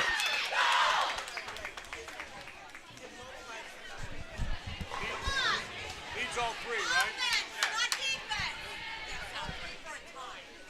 Didn't we bring Kirk Von Kruger in? Just wanted to make sure that she needed all three. I asked the right person. Yes, she needs all three.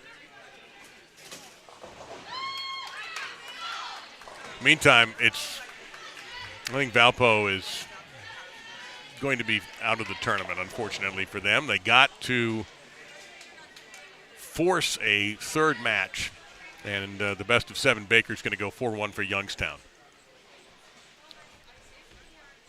Cummings needs another strike.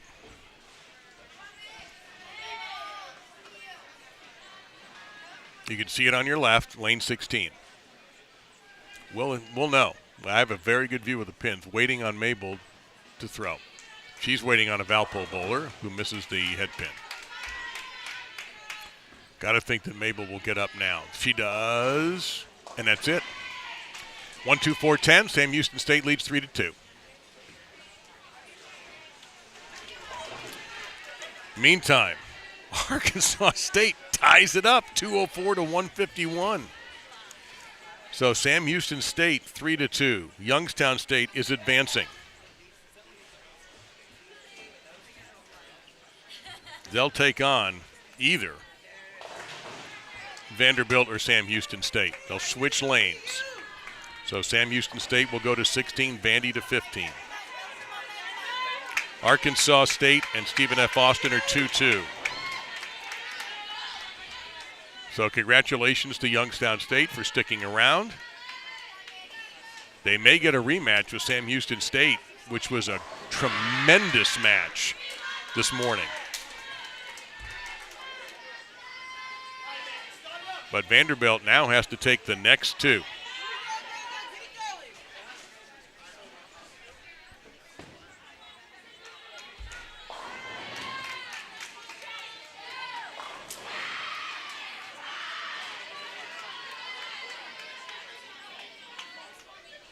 So we're going to try to manipulate some equipment to give you all a better look at the Vandy Sam Houston State match. Now that we know that Youngstown is going to move on, that is Sam Houston's opportunity to stay undefeated if they can win this coming game. Stephen F. Austin on the right, the SFA, Arkansas State, the Red Wolves on the left. My guess is, well, we'll find out in a moment who's got that 4-7 to shoot at. Congratulations to Youngstown State and to Valpo. They forced Youngstown State to bring their best.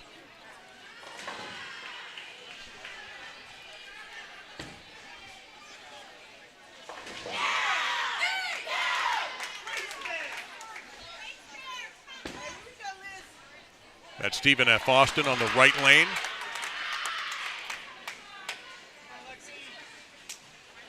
Lane number 8 and Arkansas State on lane 7. In the meantime, we are going to do everything we can to get a camera properly on this 6th game between Vanderbilt and Sam Houston State.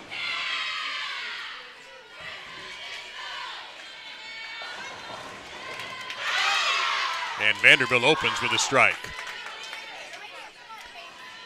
after a spare. My apologies. I looked away at the other match. They've already started their bowling so quickly. Both teams spared to start this game. Vanderbilt gets a strike. And now Sam Houston has a 2-7 to look at to go with their first frame spare. And a big 4 hits Stephen F. Austin. A double for Vandy. A double for Vandy.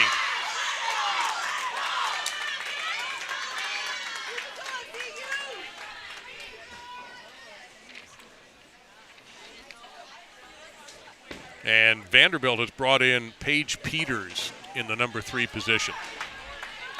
Paige Peters is a sophomore from Toms River, New Jersey. She is now bowling.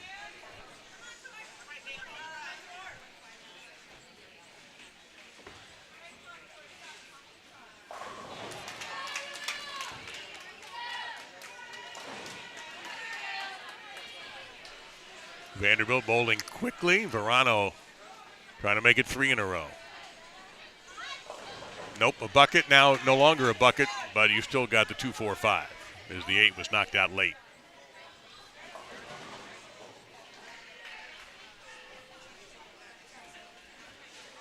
Third frame still yet to be bowled for Sam Houston State. They are off of an open frame. And a 10 pin this time, a quitter 10 on lane 16.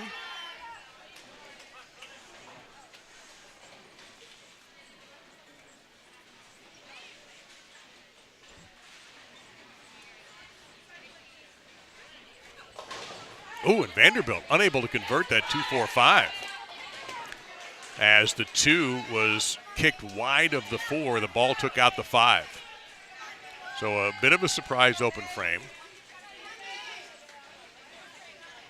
Sam Houston State with that single pin to convert.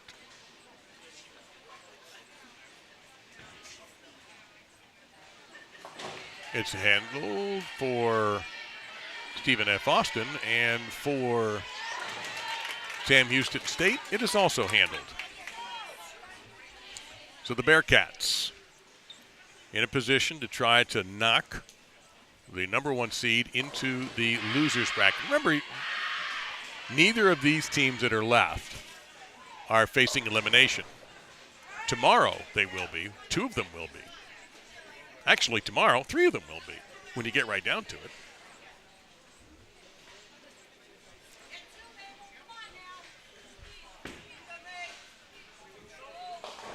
And Sam Houston State leaving a single pin, a 4 pin that time. So they are spare, open, spare. Spare opportunity in the 4th with a single pin. That is a 4.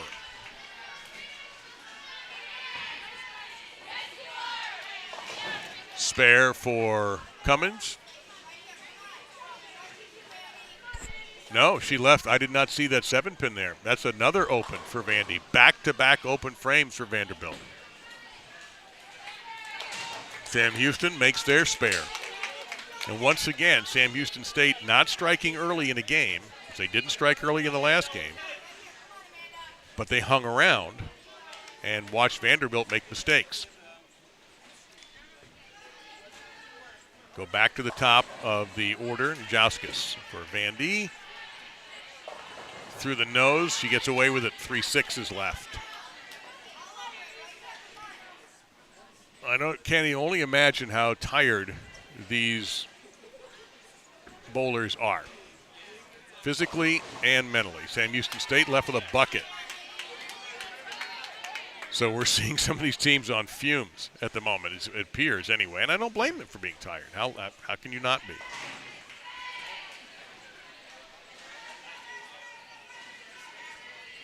So you get the look there. This is Vandy. A 3rd straight open frame for Vanderbilt.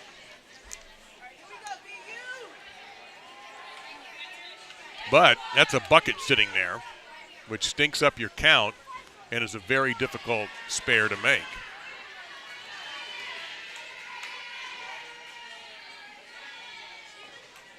So this looms as a pretty important shot right here in the middle of the game.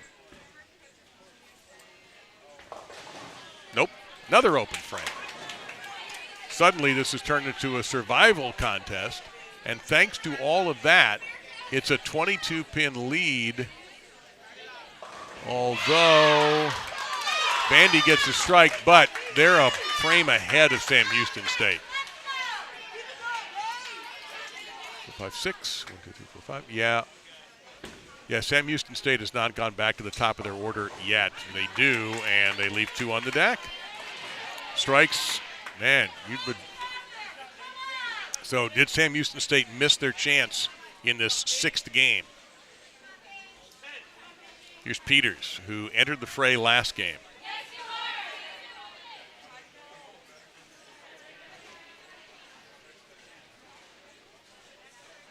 There she is. Ah, beautiful shot. She did her job, struck both times she was up. So a smart decision there by the Commodores coaching staff to bring in Peters. It's paid off.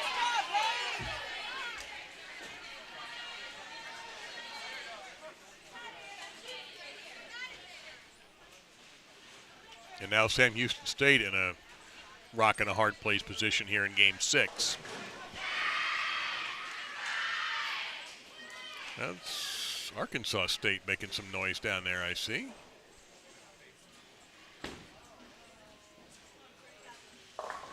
No, Sam Houston State is just nothing on their ball, on their shots right now. Nothing.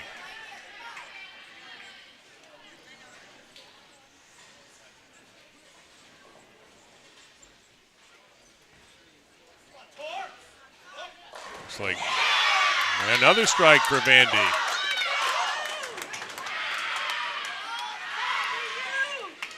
I am about ready to call this one for Vanderbilt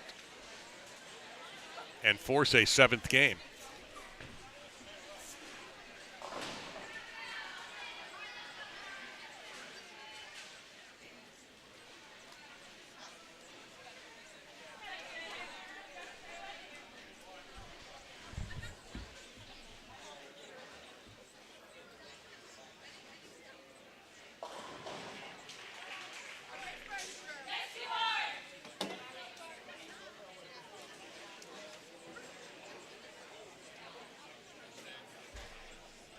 We're going to try to tilt toward the Stephen F. Austin match here.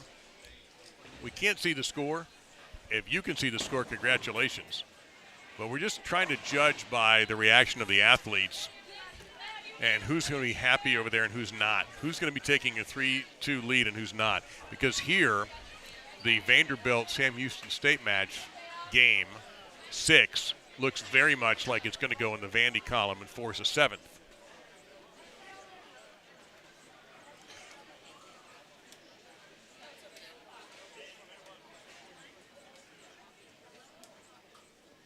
But we just can't see the score.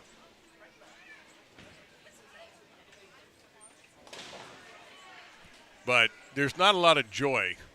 And if Stephen F. Austin's happy, you'll know it.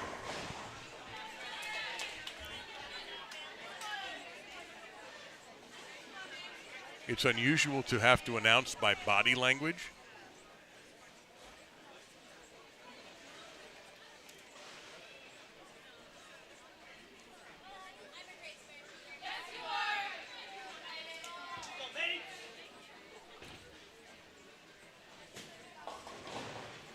Ooh, that's just a dead sound, a dead wood sound.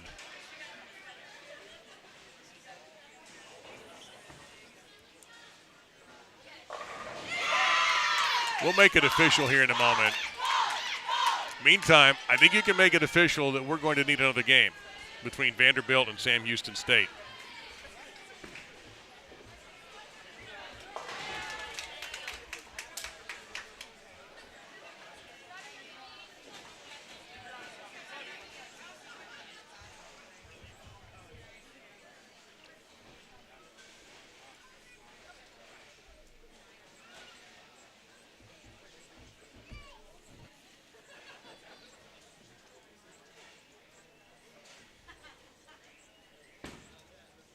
We're going to get a word right over here, Kim. Our man's coming over.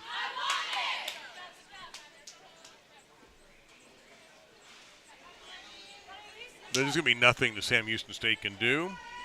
It was Arkansas State winning to take a 3-2 advantage, 191 to 176.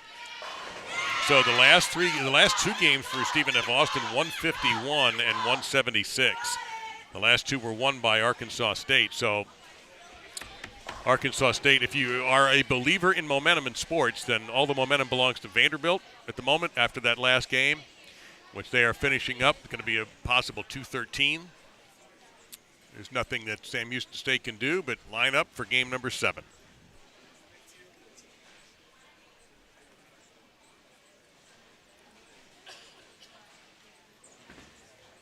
These bowlers have been in this center since probably, I'm not even sure any teams left. I did. But to grab a bite and then to come back. But, some teams may have piled in the van and done a drive-through or something to get a quick lunch, come back. But this session started 3.5 hours ago, and it ain't over. And that's also the morning session. That was 2.5 hours because we didn't have any third points necessary. Everything was a 2-0 sweep. The only 2-0 sweep we had today, you may remember a team called Louisiana Tech who left the building quite some time ago after taking out Tulane.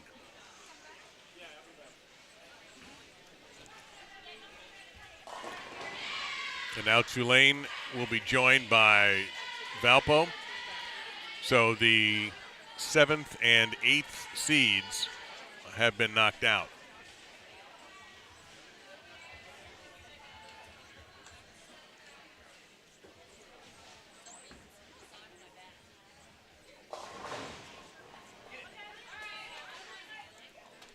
They'll switch lanes. Sam Houston State, 6 players, that's all they have.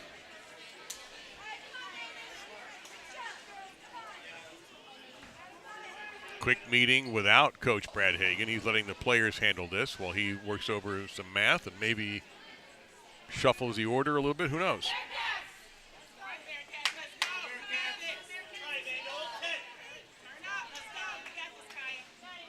So Arkansas State up 3-2. That's what you can see right now. Bearcats and Vanderbilt going to a 7th and final game.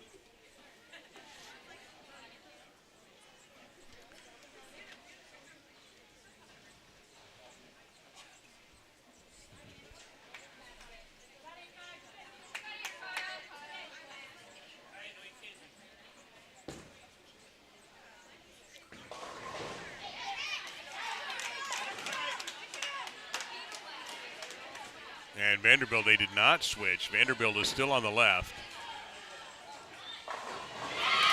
And Sam Houston starts with a strike, which they hardly had any of in the last game. And Vanderbilt will have, it's a 9-pin back there to convert.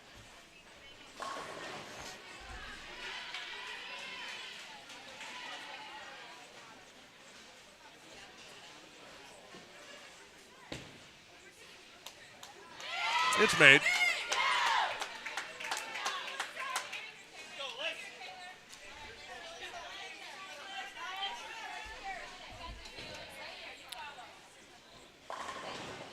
So let's head over and take a look at this final game.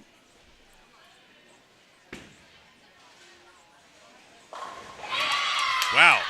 Go figure it out. Out of nowhere, Sam Houston State, who did not have a good game in game number 6, didn't even look at the score. The game had been decided several shots earlier. Suddenly bursts out of the gate with a double. And Vanderbilt, pretty good look there for Ballard, but it comes up with a 4-pin. Of course it does. Vanderbilt appeared to have it going their way with a dominant game 6 victory. But this is game 7. The winner stays in the winner's bracket. The loser is knocked down a peg to the loser's bracket, where Youngstown State awaits them, the number 4 seed.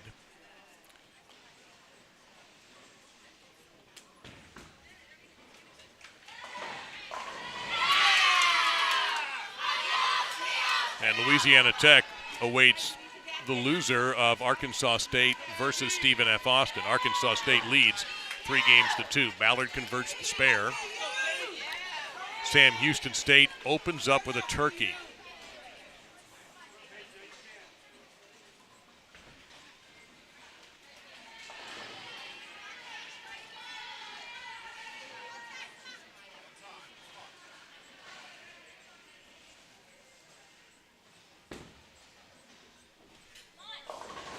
Turkey ends with a 2-4-5.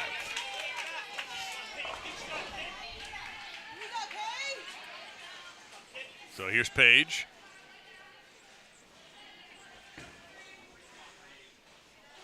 That looked good all the way. Boy, she's done a dynamic job since entering the lineup. Being rooted on by another well-known New Jersey bowler behind me, Carolyn Doran Ballard. She's around. Converted the 2-4-5 for Sam Houston State, so they go triple and 7 spare. Vanderbilt, 9 spare, 9 spare, strike.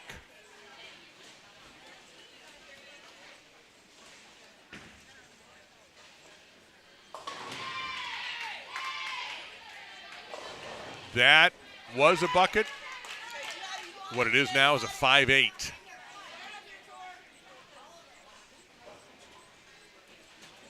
Sam Houston State, number 5 bowler. And that's only going to be a 3-pin. Or 2-pin, pardon me.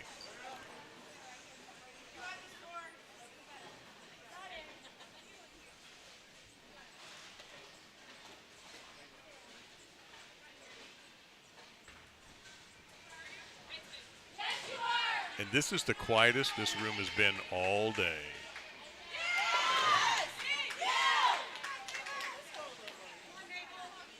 All right, spare made.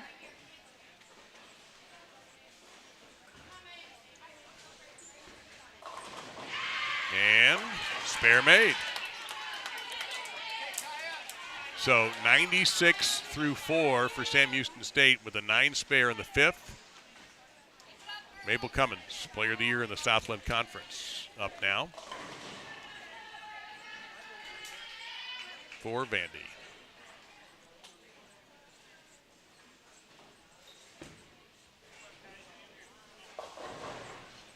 Four, 6, 7. Back to the top of the order for Sam Houston State. Can they jump on this opportunity? No, well, let's just say not with both feet. A 2-5. That's choppable. The 4-6-7 needs a minor miracle. She does the smart thing and eats the 2.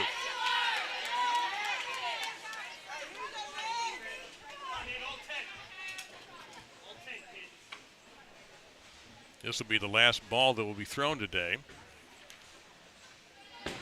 by Kaya Gray, and she drills it. Did a fine job in that number 1 spot today for Sam Houston State. Her day is over. Well, unless the game's tied. Vanderbilt, 85 through 5, but off of an open frame. The Jouskas. Perfect. Can't do it any better.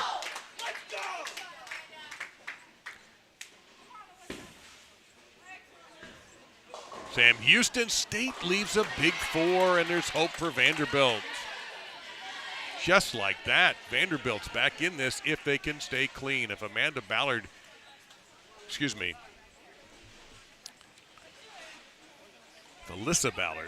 can come through with a strike, that's really going to throw the heat onto Sam Houston State.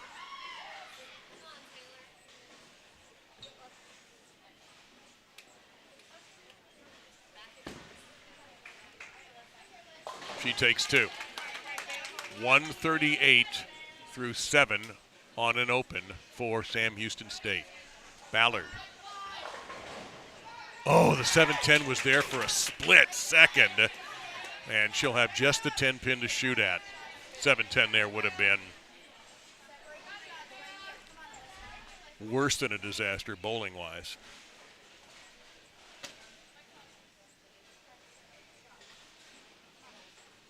Big shot here.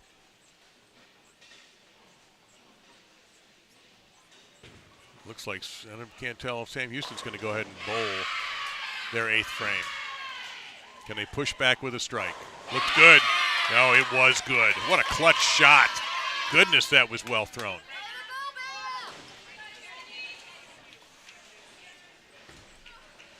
Bea Hernandez. Ballard spares. That Bea Hernandez, a huge strike.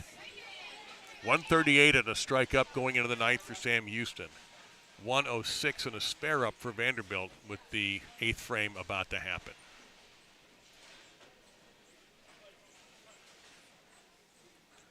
Sam Houston State's going to go ahead and bowl their foundation here. It's a ball return issue to our left on lane 8. Big shot here for Sam Houston State. That's a 4-pin.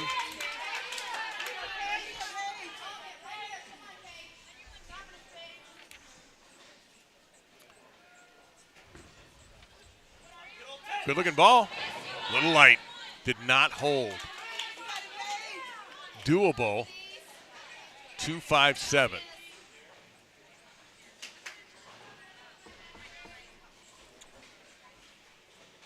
Just can't miss the single pin if you're Blankenzy. No trouble.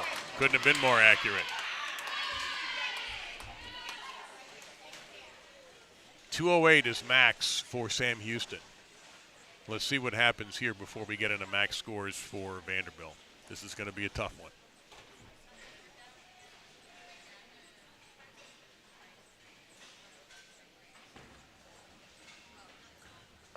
Nope. Kicked around the 7.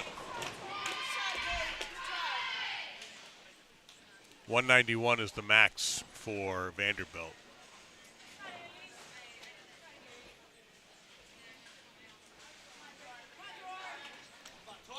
Remember, Vandy still has not bowled their 9th frame. And it looks like Sam Houston State's going to go ahead and post a number.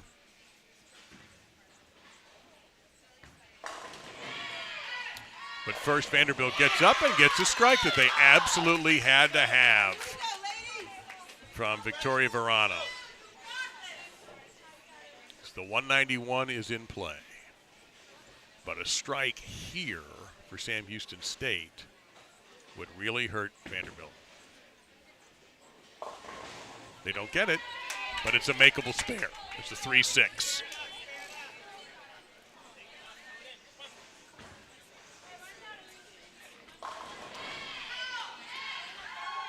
You make it, and this is pretty much done.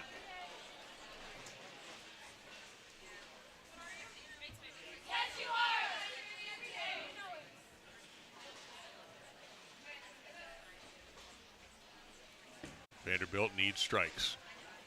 They get another one. Keeping the heat on. Keeping the hope going. Sam Houston State sits at 184 with those 2 pins right there. They now sit at 186. Well, where have we heard this before about 6 pins needed for Sam Houston State to win? Last time, they got exactly 6. This is going to have to be a little better ball than the last one, even though Vandy is helpless at this point. 6 or better, and Sam Houston State will stay undefeated. It appears, based on the body language, Arkansas State has won. Another strike. Vandy's going to make her do it. Needs 6. By my count, that's 8. That's 194, and Sam Houston State will knock Vanderbilt into the loser's bracket. And since no one is bowling anymore down to our left, it looks like Arkansas State has advanced, and they have. So can I find a bracket that is not written on with so many numbers to make some sense out of this?